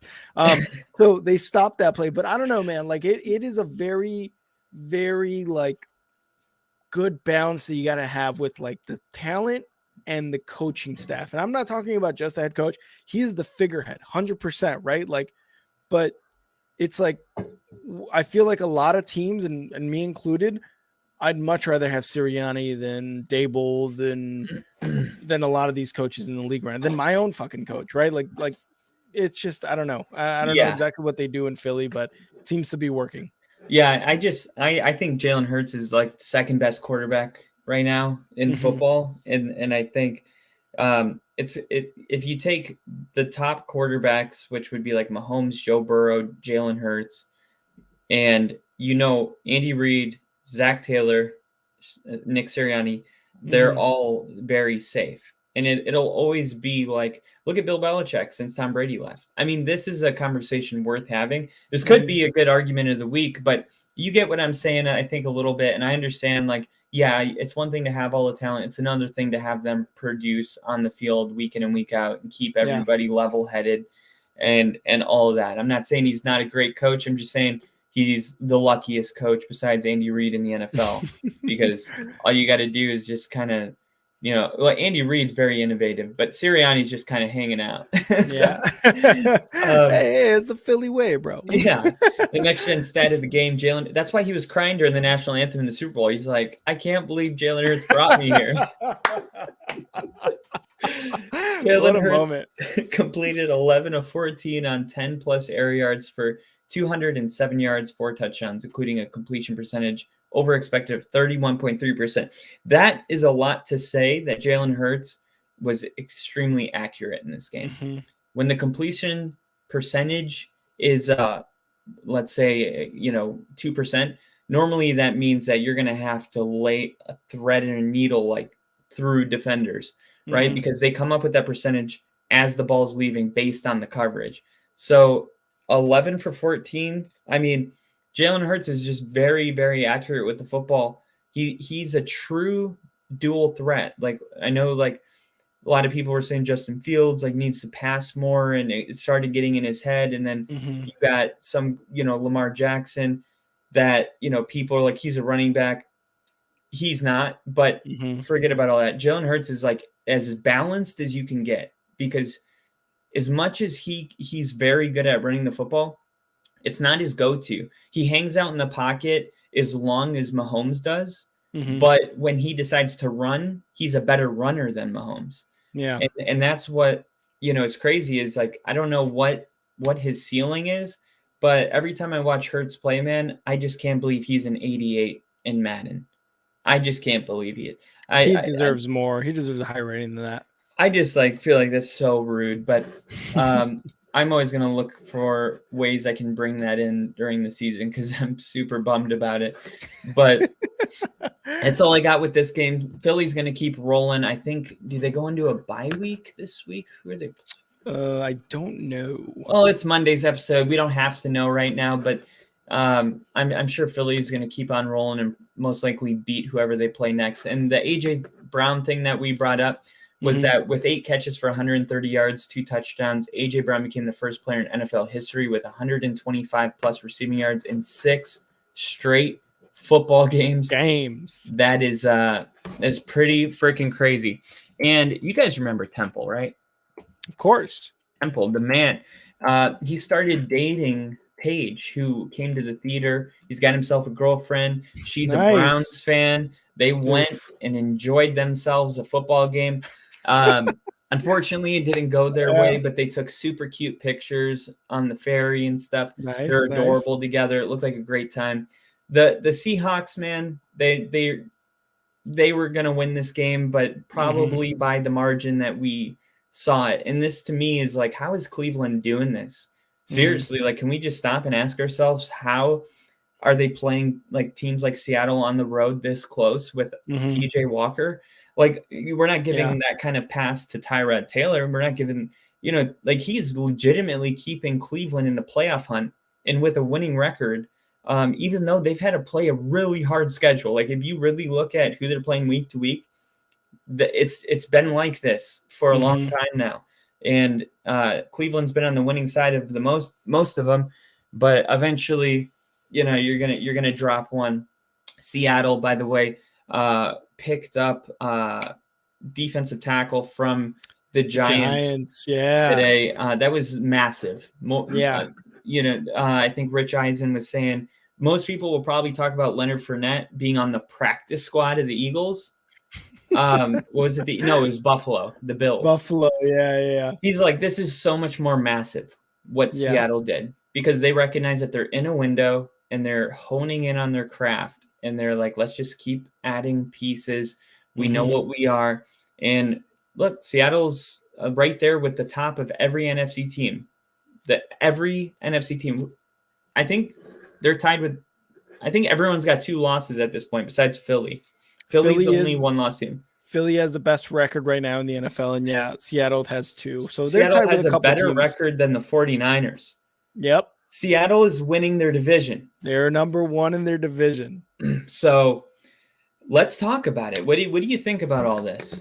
So I had them winning this game again, like you said, not by the margin that I thought. I thought the defense for Cleveland Browns are good. Like, don't get me wrong, they are a very, very dominant unit. I just thought maybe the offensive side on Seattle was going to be a little too much for them. And look, it did turn out to be that way, but only by 4 points. I thought it was at least by 7 to 10.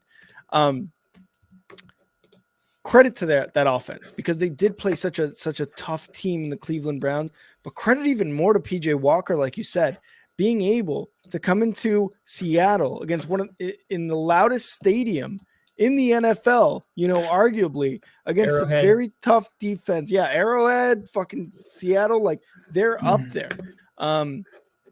He stats wise, he had an okay game, right? Like not insane, 248 yards, a touchdown, and 2 interceptions. But I mean, they only lost by 4 points. You know what I mean? Like, he was able to get them into position to score. So credit to PJ Walker, who got cut by the Bears before the season started. Credit to him. I just did not think that they were going to have enough to even sniff 17 points, I believe. I think I said that he was going to throw for 2 picks and that maybe like Witherspoon was going to get a couple regardless. I think I said that, or at least 1 or 2 picks for PJ Walker. The Seattle Seahawks getting that defensive end from the Giants is huge because they can already get to the quarterback. They had 3 sacks, I think, against the Browns. They can already get to the quarterback. They sacked Tyrod Taylor or Daniel Jones, whatever that game was, like 7, 8 times, 11 times, something like that. It was ridiculous. So they can get to the quarterback. You had another guy like that, and they're going to be a very, very, very good defense. They'll probably be up there with the Cleveland Browns type of defense when all is said and done at the end of the year. Geno Smith played a good game. Again, stats wise, 2 touchdowns, 2 interceptions. So not necessarily something you want to see out of your quarterback with those 2 interceptions, but he was able to get the dub, right? Like at the end of the day, he's able to get the dub against a very tough defense. I love that Geno's throwing it. I love that he's kind of proving that he does belong where he is right now with the Seattle Seahawks. And did he sign a 2-year contract last year? Yeah. Something like that, 2-3 years. Like so he's playing up to it. Yeah, he's playing up to it, and as someone who saw what he did last year, I was like, "There's no way he can do it again." He's doing it again, And credit to the rest of that offense with Kenneth Walker, 66 yards, Tyler Lockett, 81 yards and a touchdown, Smith and Jigmo with another touchdown. Like they're finding ways to score even against these very tough defenses. Yeah, and man, this defense, man, for Cleveland, they were really keeping the Browns in the game. They had the lead for a large part of the game. It was only that last touchdown that gave them the lead. So, I mean, the Browns almost won this game. I mean, the Browns literally almost won this game. And I believe I saw that there were 3, the Browns forced 3 turnovers, which I wanted to make sure. Yeah. Oh no, PJ Walker. Yeah, he had 3 turnovers in this game, which means the defense, man, you only gave up 24 points, and you got a quarterback giving the team 3 extra tries. I mean, this is about as much as you can ask for, Browns fans. And at the end of the day, like, they have their franchise quarterback. They paid him, the largest contract in the history of the sport, and he's not on the field right now. And he shut up all those people that were like, "Do you not want to play?" He's like, "What are you talking about? I fought for 2 years to get here. Why would I do that if I didn't want to play?" Yeah.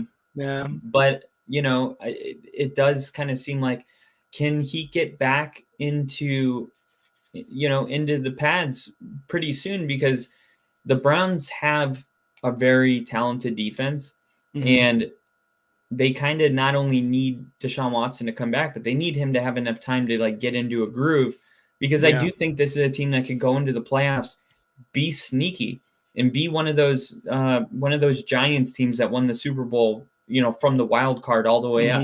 The Browns could be that team, because when you have that kind of a defense, then nobody wants to play you. And if Deshaun Watson messes around and throws for 2 touchdowns and has a 350-yard game with that defense getting turnovers, like the Browns could beat anybody and accidentally end up being like Cincinnati 2 years ago, but not without their quarterback. And I hope that he's able to come back so that we can see the Browns to their fullest potential pretty soon. And for Seattle, they just keep doing what they have to do, right? I still don't look at the Seattle team and think that I still see their ceiling at the divisional round. And there's no shame in that. At least they get to go to the playoffs. But I still think that they're not one of the elites, even though they're kind of up there right now record-wise with them. I still think, Philly, even the 49ers, even though they have a losing record or a worse record, I still think that they could beat Seattle as well. So we'll see. Maybe Seattle will prove me wrong. I definitely have some like subconscious biases towards Seattle because of the Russell Wilson trade. So, we get it. Yeah, I can be open about it, but I really do feel like that's their ceiling. That was the last thing I wanted to ask you is, do you think Seattle is still kind of in the divisional round ceiling? Have you seen anything that's like, maybe they could, At this point, man, it seems like yes, like they can be, but the fact that like the best team right now in the NFC is the Eagles, and then maybe I would probably go with Cowboys, right? Because the 49ers, and we're going to talk about them later, don't look as great. The Lions, sure, they're leading their division, but they looked really bad against some really good competition. Could they be a division round? Yeah, absolutely. But the NFC might be bad enough that the Seahawks can probably get into the conference championship game. Okay. Yeah. Our next game, Baltimore, Arizona. We thought Baltimore was going to kind of break the doors off Arizona, and they did for most of the game. But Arizona got a sneaky late touchdown. I think they went for 2 and got it. They kicked the onside. I think they recovered it. No, they didn't. I don't think they ended up with the recovery. They didn't recover it? No. It was like a really good one. Oh, no, I thought they recovered it and then they tried it again for some reason and then they didn't recover that one. Regardless. Oh, wait, yeah, they did. You're right. That's my bad. They did. Okay, yeah, because I was watching that and I was like, damn, because that was Matt Prater and he's a great kicker, by the way. But anyway, Arizona, they're just one of those teams that's fighting, and that's what I love to see. I love to see a team that's down and they're kicking onsides and calling their timeouts and thinking that they have a chance, because you really should be always playing like that. You know what I mean? Like there should be no scenario where you're like, who cares? We lost. You know what I mean? Yeah. And this is all fresh in my mind from the Bears game last night, of course. But I like that Arizona was fighting, and for Baltimore, they did what they had to do. It wasn't sexy. It's 31 points, but I think they scored 7 points in the first, second, and third quarter, like 7, 7, 7. So like they were scoring, but it wasn't like explosive or anything like that. They ended up with 31, but for most of the game, it was Baltimore and Arizona had less points. We'll put it that way. Yeah, and like you said, they were able to score every quarter, but again, it wasn't like, oh, they scored 14 in the first and a touchdown in the second, and then they came on the third and scored like 17, right? Like it wasn't insane. But what they were able to do was score and hold the Cardinals to 7 points for 3 quarters. This is kind of like that Pittsburgh game where the defense held for 3 quarters and just kind of like let loose in the fourth quarter. Again, credit to the Cardinals for that onside kick that they recovered, because they were able to get 17 points in the fourth quarter. So it was like, what are we doing on the defense here in Baltimore? Are we just not playing complete games now? Like, are you guys just giving up at the end? Like, yeah, you guys were up 31-7 probably, or something like that, 24-7. But that doesn't mean you could just give up. Like, kind of like what I said with the Bears and Chargers game last night. They kept their foot on their throat and kept scoring. Like, that's what you got to do, man. Like, I don't know what John Harbaugh is doing there with the defensive side of the ball, but it's just like the fourth quarters, they're just giving up. Credit to Gus Edwards. He had a 3-touchdown game, so great game by Gus Edwards. It was all rushing, really, for the Ravens. I think Lamar had 157 yards and a touchdown, so, I mean, not a great game from him, but good enough to get the dub and 31 points. Got it to Gus Edwards, which pissed me off because I wanted some more points from fucking Lamar Jackson. But whatever, that's for another day. Joshua Dobbs continues to kind of surprise in a sense, right? Like, he's not good. He's not going to be a starter in the league for, after this year, for whenever Kyler gets back. He won't be a starter. He'll be a good backup, but he's not going to be a starter. But he still had 2 touchdowns. Yes, he had 2 interceptions, but 208 yards. Like, and this Arizona Cardinals team, again, isn't very talented on the offensive side. So he's trying to just, I don't know, grab at straws and looking to find the needle in the haystack with his offense or something. It's not great. And he's trying.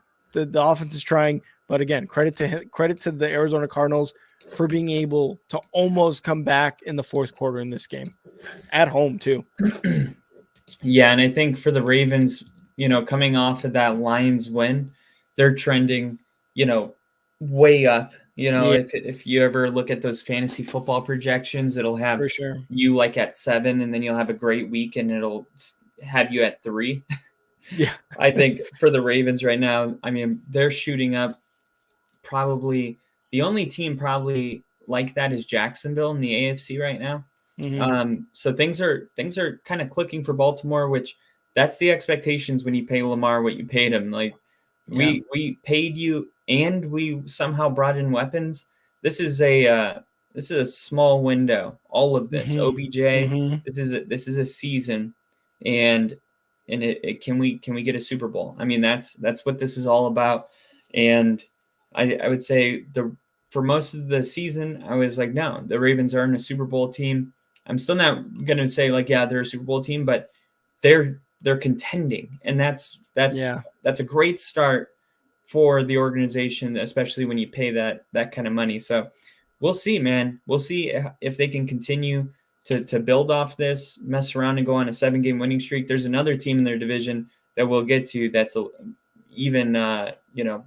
still probably more of a threat right now. Mm-hmm. Mm-hmm. But still, the Ravens are beating the opponents that they have to, and that, I still just keep remembering how bad they beat the Lions. Like, watching that game, man. Yeah. Lamar was so good in that game. So good. He was amazing. So, like, I don't know what the ceiling is for this team. It all just comes down to how teams play, when they eventually play each other. But first, you got to get to the playoffs, and the Ravens seem like they're on their way. Yeah, Ravens won this game being outgained by 40 yards on offense too. So dominated the Lions, but the Arizona Cardinals there in the fourth quarter, they were able to make it a game. Yeah, and the last thing, Dobbs completed only 4 of his 7 passes for 28 yards and 2 interceptions when the Ravens blitzed on Sunday. Dobbs entered week 8 with a 52% success rate against the blitz. So, yeah, Joshua Dobbs has been, 50-50 against the blitz for most of the season. The Ravens had a ton of success blitzing him, and I'm really excited for our next game, unless you got anything else. No, I'm good. Let's move on to the Broncos and Chiefs, baby. Oh, that one? Oh, that one. That was the one you were. I thought you were talking about. Yeah, you're right. You were talking Bears, LA Chargers, right? No, I thought you were talking about the Jacksonville Steelers game. Yes, I was talking about the Broncos Chiefs game. No way. The Denver Broncos knock off the Chiefs. Oh, sorry, it's just hard.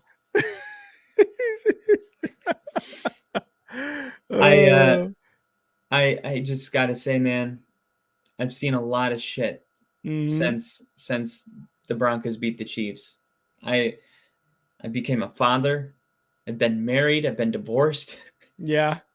That's a lot. That is a It's lot. a whole life, Yeah. my entire naval career. And I've been waiting for what happened on Sunday. Denver beat the Chiefs. And I'm going to say something right away about this. And this isn't about Mahomes having the flu. It's not.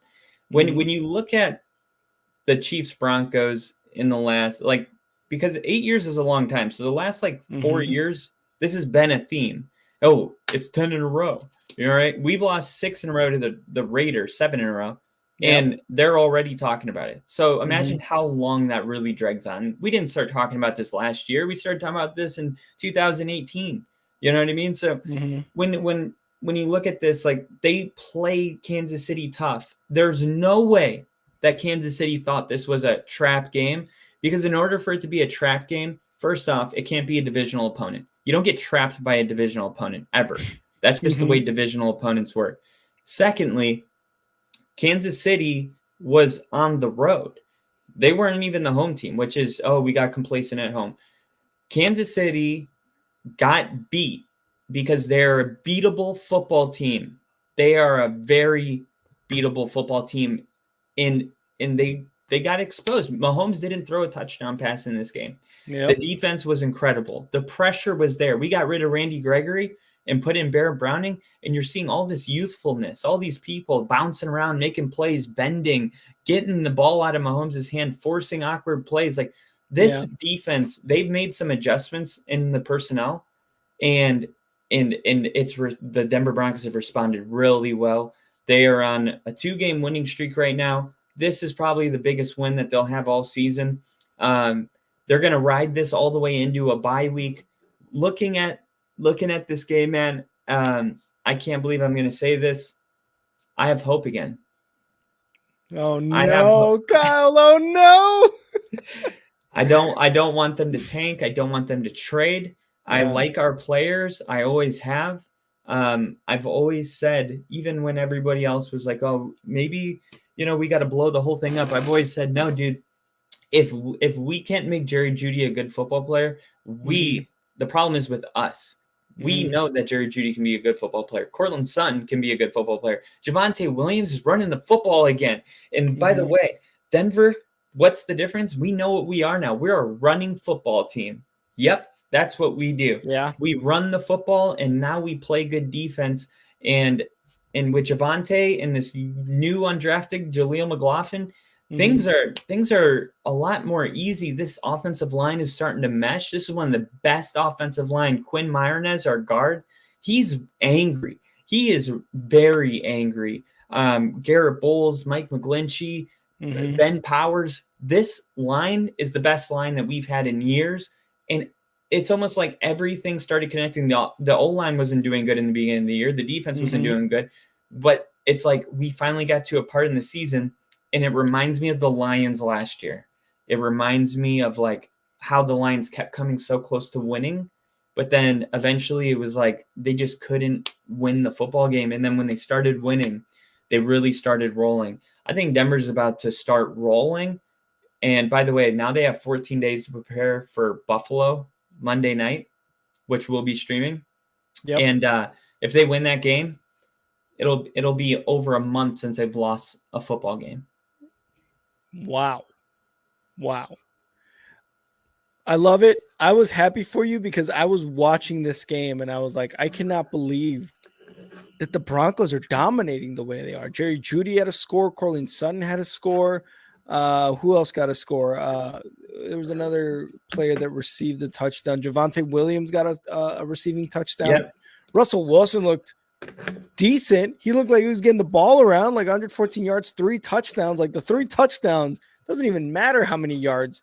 You got 3 touchdowns, dude. Like that's amazing. Like I don't really know what to say about the Chiefs. They just came out and just played like shit. They really did. 9 points. Like that's not what the Chiefs do at all. So they met a team in the Broncos that was hungry for a win at home and was ready to break the streak. That's really what happened. They just were the better team that day. The Broncos were the better team, and Mahomes had a very, very not Mahomes like type of day. 241 yards and 2 interceptions. Isaiah Pacheco, the leading rusher with 40 yards. Travis Kelce, 58 yards. I don't think Taylor Swift made it out to Denver. No, but the Broncos were sure to play Shake It Off when the they clock played hit double Shake zero. It Off. That was amazing, dude. That was amazing. You want to go petty? Let's go petty. Dude, the vibes were incredible. Did you see the short I posted on Star 6 Media? I did, with McMahon just no. Yeah. It was because it was Justin Simmons, and I just want to bring this moment up really quick. We drafted Garrett Bowles 5 or 6 years ago. And I remember because Garrett Bowles was a very memorable draft because he brought his newborn baby on stage with him and held him up like Simba. And man, Justin Simmons was also drafted in that same draft. Those are the only 2 players on the team that have been here that long. That's 2015. Yeah. Denver hadn't beaten the Chiefs since these guys have been on the team. You know what I mean? So when you see Justin Simmons going up and he's like, "What's up, GB?" And he's like, "I'm proud of you, brother. I'm proud of the way you fought." And I'm like, man, this moment right here. Yeah. Like this is finally I get to cash this check. You put in the work and you never see the results. And I'm telling you, Justin Simmons, man, he puts in the work. He's got more interceptions since he's been drafted than any safety in the league. Garrett Bowles was considered a bust, and he turned his whole career around and got a 5-year, multi-million-dollar massive deal.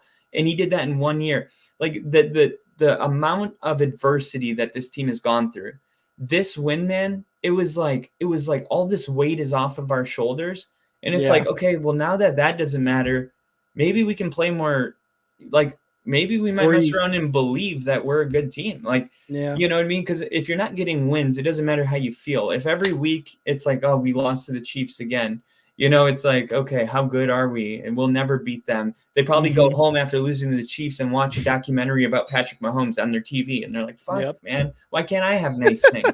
And why can't I have nice things? Exactly. So man, that moment, man, just to see our team smile. Like I truly care about these men, like so much. I don't even know them. And I can see them smile. I can see the tears in their eyes. Like I can see how much they really care about this. You know what I mean? And as a fan, that's all I care about is like, I can deal with the losses as long as my players give a fuck.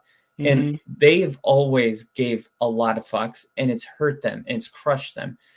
Care a lot, hurt a lot, and it's just so great to finally see the OG Denver Broncos like get that win. They needed this for their mental health. I'm not even kidding. Like this is a turning point in history, in Denver Broncos history. Sean Payton's our head coach. His first year in, he said he literally said in the press conference, he's like, "There's no streak. I just got here." I was like, I don't know about all those other games, but our Denver Broncos, we played the Chiefs 2 weeks ago and we lost. We're 0-1, and we're looking to split the series on Sunday, and that's what happened. This is Sean Payton's new Denver Broncos, and now we believe we have what we need to compete for more than just beating the Chiefs. That's a great start, but it's not about beating the Chiefs. It's about winning football games and getting into the playoffs. And Sean Payton and the Broncos fucked around and gave us hope again. There you go. The new look Broncos is Sean Payton there. The roster needs to look more Sean Payton like. So once it starts to get there this offseason, the rest of the season, next season, man, I think the Broncos are in for a very, very good year.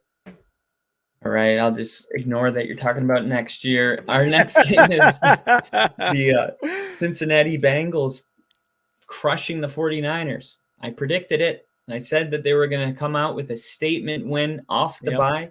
This Bengals team's rolling. And I think Limp Bizkit or Fred Durst would say that. Rolling.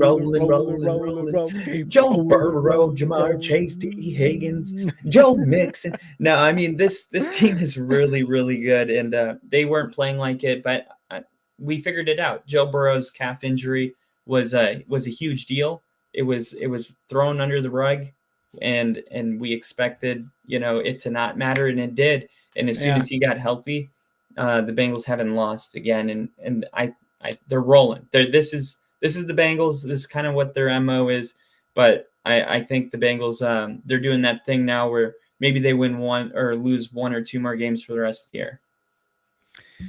Yeah, I definitely had the Niners winning this, not gonna lie, and look what happened, right? Like they have lost their third in a row. And the Bengals did it convincingly. Joe Burrow, 283 yards, 3 touchdowns. Joe Mixon rushed for a score.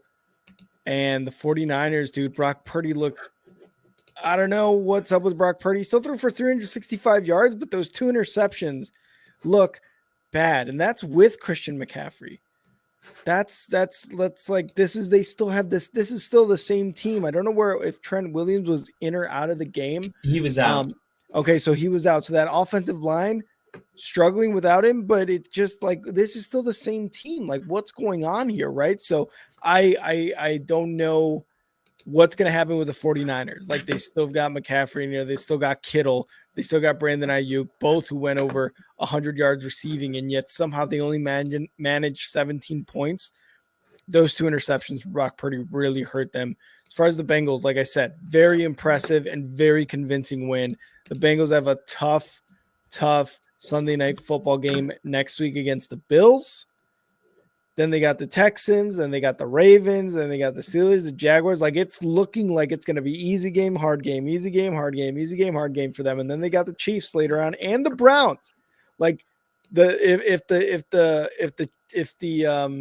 Bengals are gonna prove it to everyone that the beginning of the season was just like a fluke, their schedule. This is like their schedule. They're gonna have to prove it. They're gonna have to play really, really hard because their schedule was tough as shit. The 49ers losing 3 in a row after destroying Dallas. Not a good look. Not a good look. Yeah, and I do think this is just the part of the sport where when you have young players, like it's a very, very mental game, right? And I want to say that because one of the reasons I always was sold out on Jalen Hurts, right? Even before his breakout year. Remember, we did our first episode was our prediction. I'm like, the Eagles are going to be awesome. And you're like, fuck you. Yeah, I did say that. But it was because he got benched and that didn't crush his career. How strong do you have to be to get benched in the national championship? Now, Trevor Lawrence, how strong you got to be to throw 4 interceptions in the first half of your first playoff game at home, come back and win the game? That is a young quarterback. That is intangible. Now, we don't know about Brock Purdy because he hasn't lost yet. So he hasn't gone through adversity. And right now he's going through adversity. Mm-hmm. And I think at least when it comes to this Bengals game, and by the way, the Bengals have a good defense. But when it comes to Brock Purdy, now it's time to see if he has the intangibles or if he has to be in the perfect situation to succeed. Mm-hmm. I'm a huge Brock Purdy fan. I'm not jumping off the bandwagon. I believe in this guy. I really do. But he hasn't been the same since adversity has struck, and that is a fact. And I don't think it's time to sell the Brock Purdy stock or anything like that. But it is time to reevaluate what the hell's going on, because the 49ers we were talking about this team going 21-0. I mean, this team was so good. And I understand Trent Williams is the best left tackle in the NFL. Still, like the difference between 3 losses in 3 weeks is your left tackle. That doesn't sound like a team that's going to go 21-0, right? Yeah. A team that's going to go 21-0 can, find ways to overcome that kind of stuff. So yeah, I'm just looking at this wondering, okay, like I'm sure the 49ers bounce back. I still think because of their roster, they have to be way up in the power rankings, but they gotta figure out whatever it is that's going on right now. They went through something similar, but not ever with Brock Purdy. So uncharted territory right now. I predict that Brock Purdy's gonna figure it out. I don't think this is like the end by any means. It's just the Bengals are really, really a good team coming off a bye. This was not the game Brock Purdy needed. That's the problem. Yeah. Because if it had this been a different team, I probably would have picked the 49ers, but this Bengals team, like they have Joe Burrow, they're in a whole different scenario right now. They're fully rolling. and Brock Purdy's coming off 2 tough losses going into this game. This wasn't the right game for the 49ers at all. And I'm not sure who they play next week or if they have a bye week. I've been saying that about every team because I think they're don't. going on a bye week. They may be going on a bye week, but if they do play a game, it would be nice if they could potentially get somebody middle of the pack. They need that. They really need to kind of get right. Yep, and bye week. So they are going into bye week, which is terrible. You're going into the bye week with a loss, 3 losses, which means the next time the Niners play, it'll be a month since they won. Yep. Right. It's like the opposite of what I was saying about Denver. So, I think the 49ers will be all right, but it is okay to be concerned. I will say that it's okay to be concerned.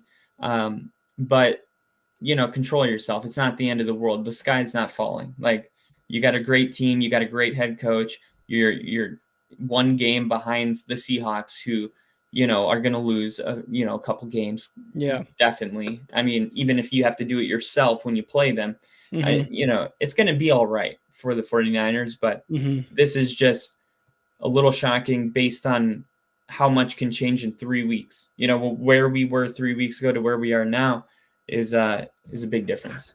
Yeah, and you say, that Brock Purdy doesn't really face adversity. This is the perfect test for him. 3 weeks in a row, you lose, and you don't look great doing it. You go into your bye week, which means you have 2 weeks off till you play your next game.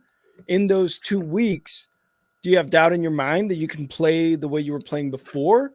Yeah. Or do you come out of it with a dub the next time you play and you look great doing it, and you come out in the media and you say, you know what, these were on me, or we weren't playing up to our potential, or this or that. The team shouldn't rely on one left fucking tackle to be undefeated the rest of the season. We have to come together as a team, because football is a team game, and that's how we win games.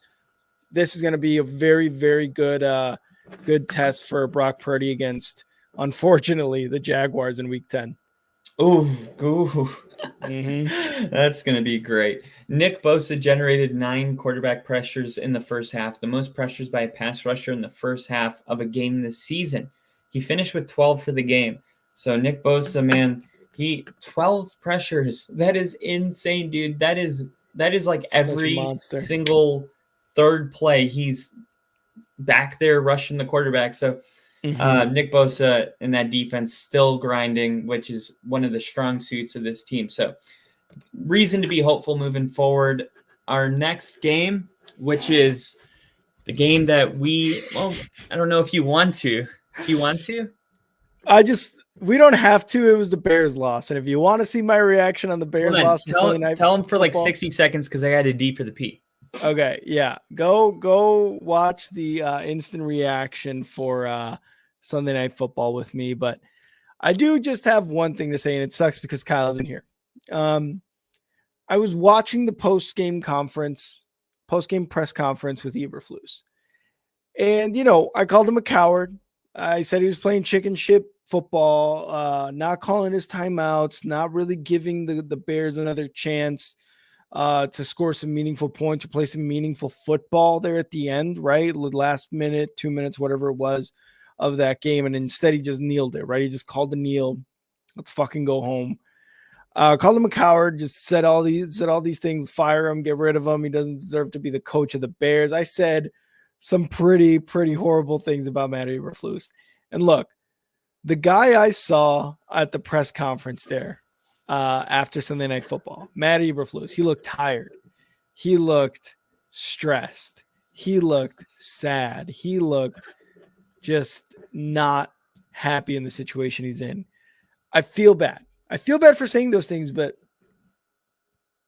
it's unfortunate that this is how into sports Kyle and I are. Kyle was over here talking about how he loves and cares about those guys and Justin Simmons and winning this game against the Chiefs.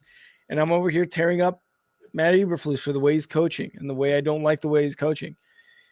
It's just that's the passion, right? Like, that is sports for us. That is sports for us. We're that passionate about it. And sometimes you kind of get off the rails a bit. you get off the rails and you say some things you don't want to. I still don't think Matty Eberflus is a good coach, and I still don't think he should be a head coach in the NFL or the Bears. I think he was probably a very good defensive coordinator for the Colts, and I think in general he's probably a really cool guy to talk football with, to have a beer with, to hang out with, to just chat with.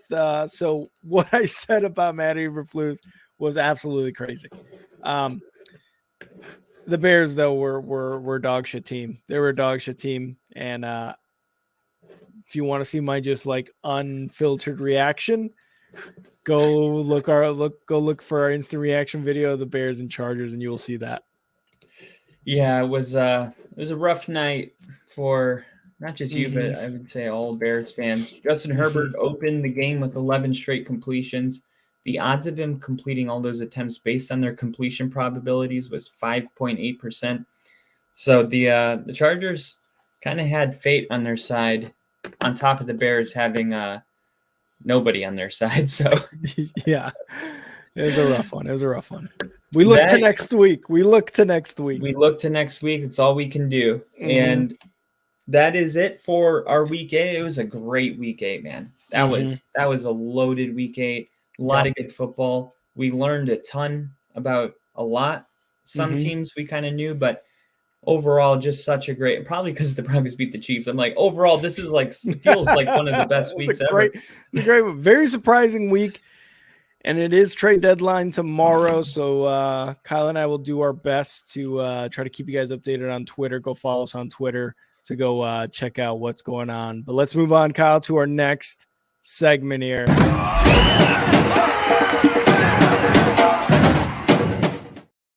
Running back of the week, Kyle. Are you ready? I'm ready. Backs of the week. My running back of the week, somebody that played tonight, Jahmyr Gibbs. I'm putting him on here right away. Montgomery was clearly like the guy, right? And there was a lot of people that were mad, like, why aren't they using Gibbs? And I'm like, hey, Montgomery's doing way too good to just sit him, right? You always go without him, but it's about making the most of your opportunities. And Jahmyr Gibbs today was absolutely an animal. Every time he touched the ball, he was getting close to a first down. The Raiders they could not stop him. He had a touchdown. He brought him into the red zone multiple times throughout the night. This was truly one of those performances where you see the value of having a running back, because Jared Goff, he threw a couple passes and, Sam Laporta went off, but this was all about Jahmyr Gibbs tonight and how he carried this football team. And he's a rookie. So I don't know if that's a little ironic, because we made this so they would pay their running backs. Oh, yeah, I think you might get paid. But we're also proving that them getting rid of Swift and drafting Gibbs is good. So you figure it out. Still having a good year. Yeah. Great year. So, I got Jahmyr Gibbs. All right. My first running back of the week is going to be Alvin Kamara. What a fucking game he had. He had 17 carries, 59 yards, and 1 rushing touchdown, 4 receptions, 51 yards, and 1 receiving touchdowns. We talked about him earlier on the Saints team and how the Saints team is completely different with him on that team and producing the way he is.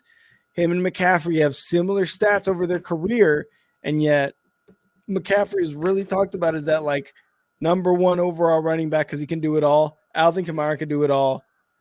And he clearly showed it this week. So Alvin Kamara was my first running back of the week. All right. The second one, I'm going to go with the big streak that ended, the Denver Broncos. Let's go.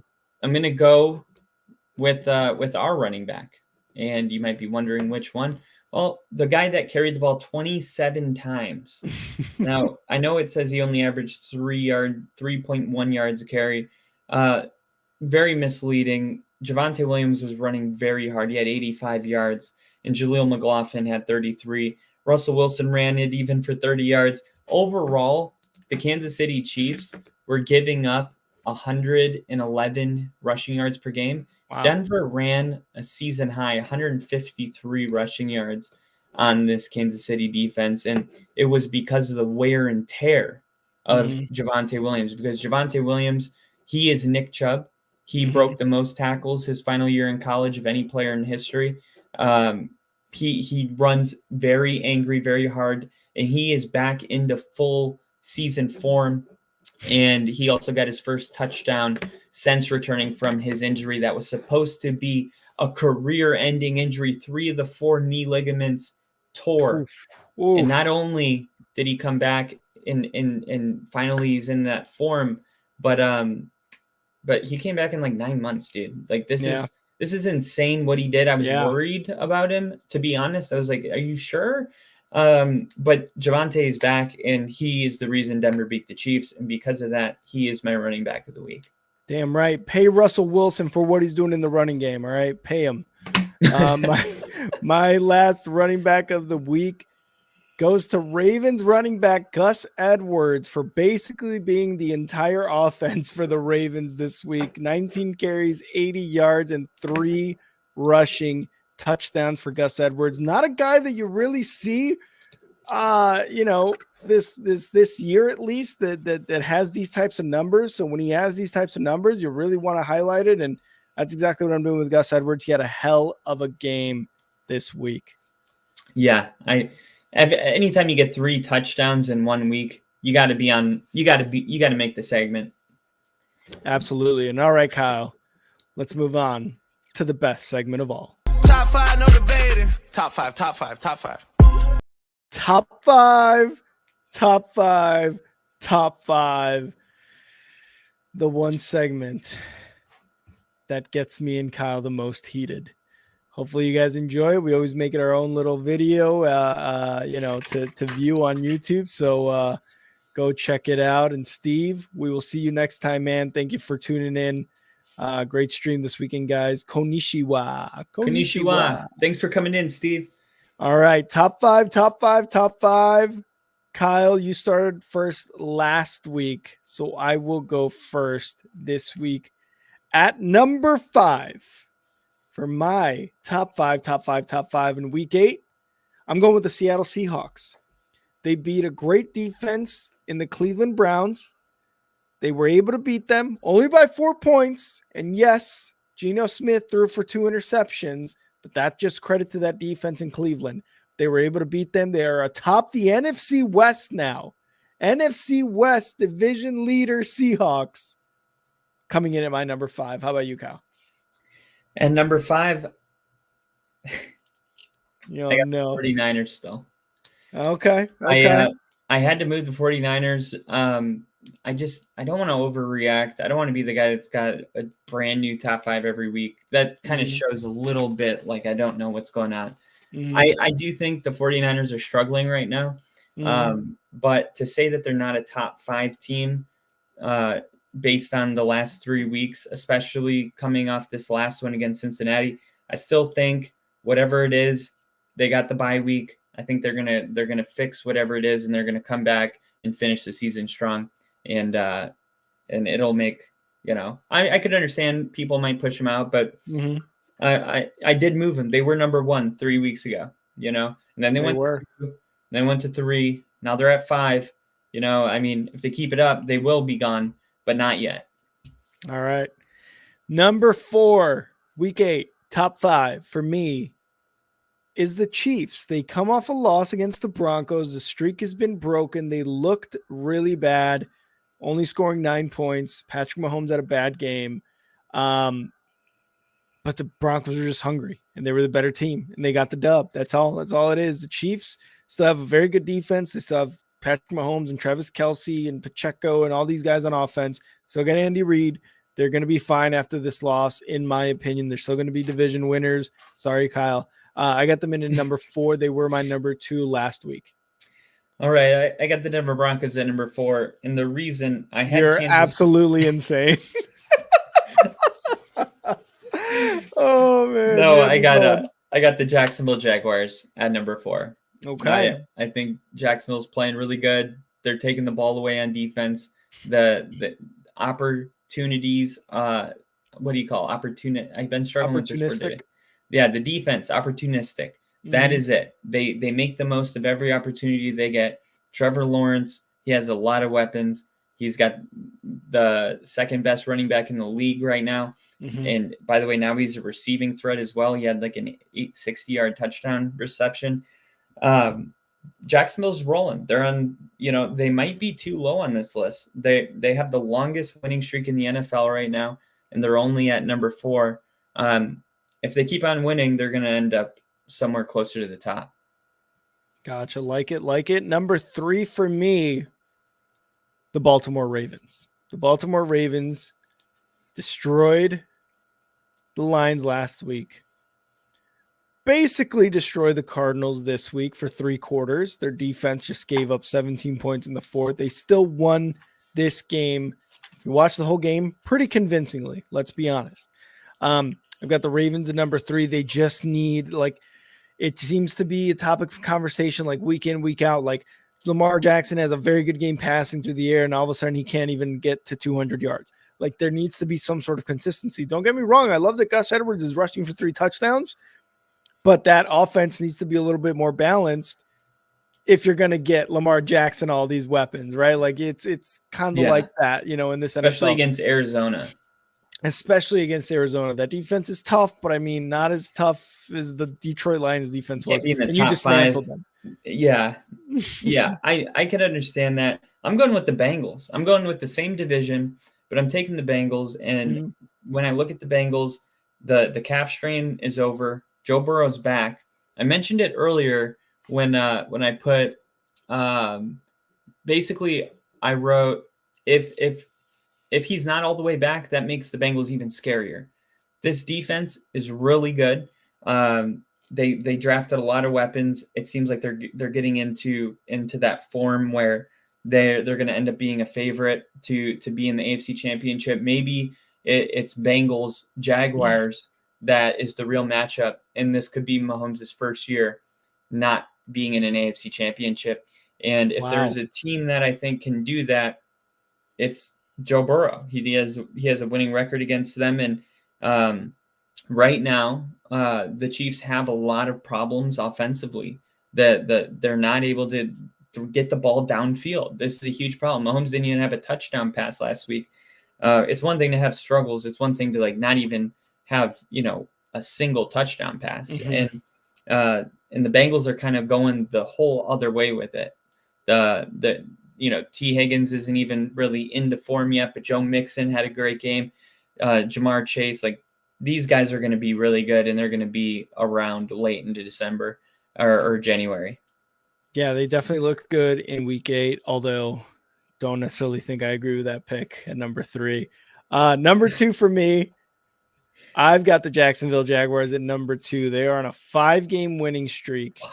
They're beating teams, bad teams. They got a good couple wins, right? We talked about the Bills win, but 5 games in a row you've won.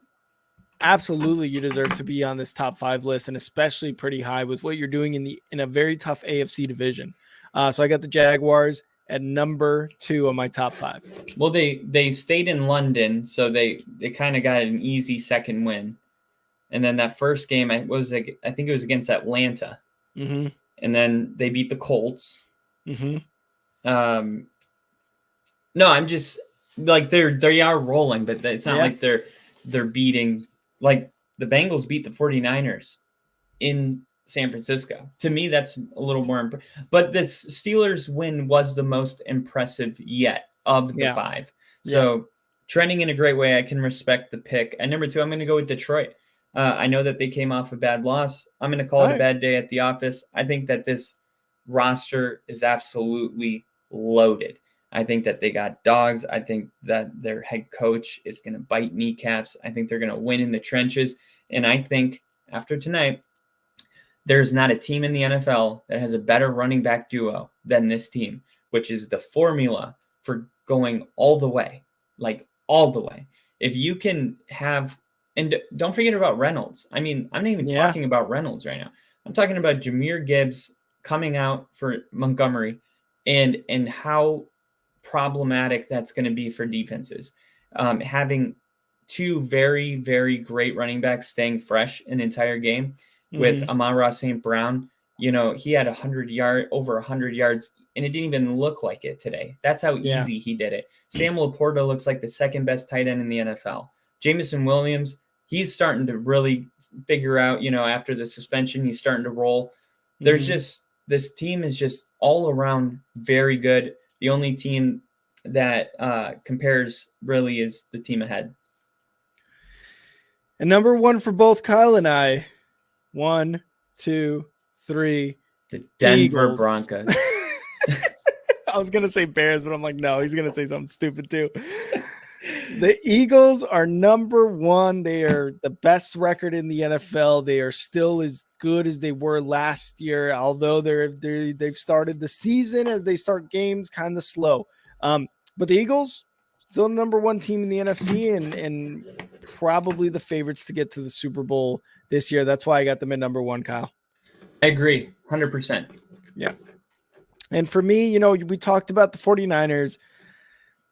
I gave them 2 weeks. I gave them 2 weeks to right the train. And look, when you lose 3 in a row after you dominated Dallas, that you're out of the top 5 for me. You're out of the top 5 for me. That's fair. That's fair. Yeah. Dallas, by the way, they're on the fringe. Dallas They're is getting up there. Dallas is working their way. I was struggling with that one a little bit. Me too. I was thinking of my 3 teams, even before Monday, even before we just watched the Lions beat the Raiders. I was like Seahawks, Cowboys, or Lions. Who do I want to put at number 5? And just the fact that the Seahawks were able to beat that very dominant defense of Cleveland, they took my number 5 spot. Yeah, it's gonna stay probably that hard. There's a lot of really good teams this year, which I think in the beginning of the year it was like there's the Eagles and everyone else, and that's the way it was. And now it's like we don't really know. I'm just the one thing the one area that I have bounced a lot is the Chiefs, because you hate the Ravens, by the way. You hate the Ravens. You hate the Ravens. One day I'll tell you why. That's gonna be fun. But I hate the Ravens more than I hate the Chiefs. Wow. Origin story. That'll be a great story to tell you. Conspiracies with Kyle.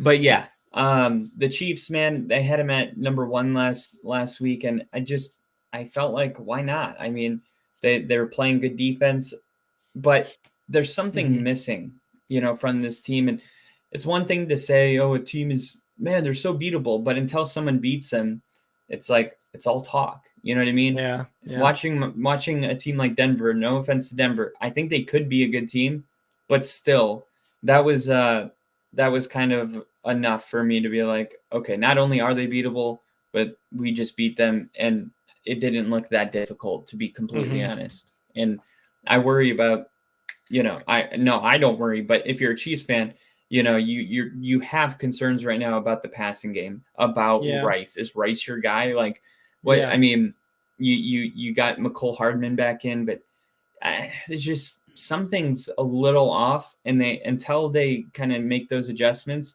they can have a good defense, but it's the offense that needs to tweak, not the defense. So, yeah, the Chiefs, they're to me not the biggest threat to make it to the Super Bowl this year, because we thought Chiefs Eagles might be the rematch. I think they said we called it last week. You're like, it's going to be a rematch. It's Mahomes, so yeah, he could still somehow be there, and we're like, how? But right now, I think the Bengals and the Jaguars are playing better football. Period. Even maybe the Ravens. I will respectfully disagree, but that's what we do here. We respectfully disagree, and then eventually it boils over because we hold it in, and then we have an argument for 25 minutes that we make into a video that gets a lot of views. But all right, that was our top five for week 8. Top 5, no debating. Top 5. All right, Kyle, it's that time. It's that little extra, that little greenery, little green that goes on top. The green that goes on top. We've got the Chives with Kyle. I wanted to give you guys a sneak peek at something. So the Chiefs, I don't know if Mahomes has ever lost 2 games in a row. Now, I would have to look this up to find out. Willing to bet it's not. Say it ain't so.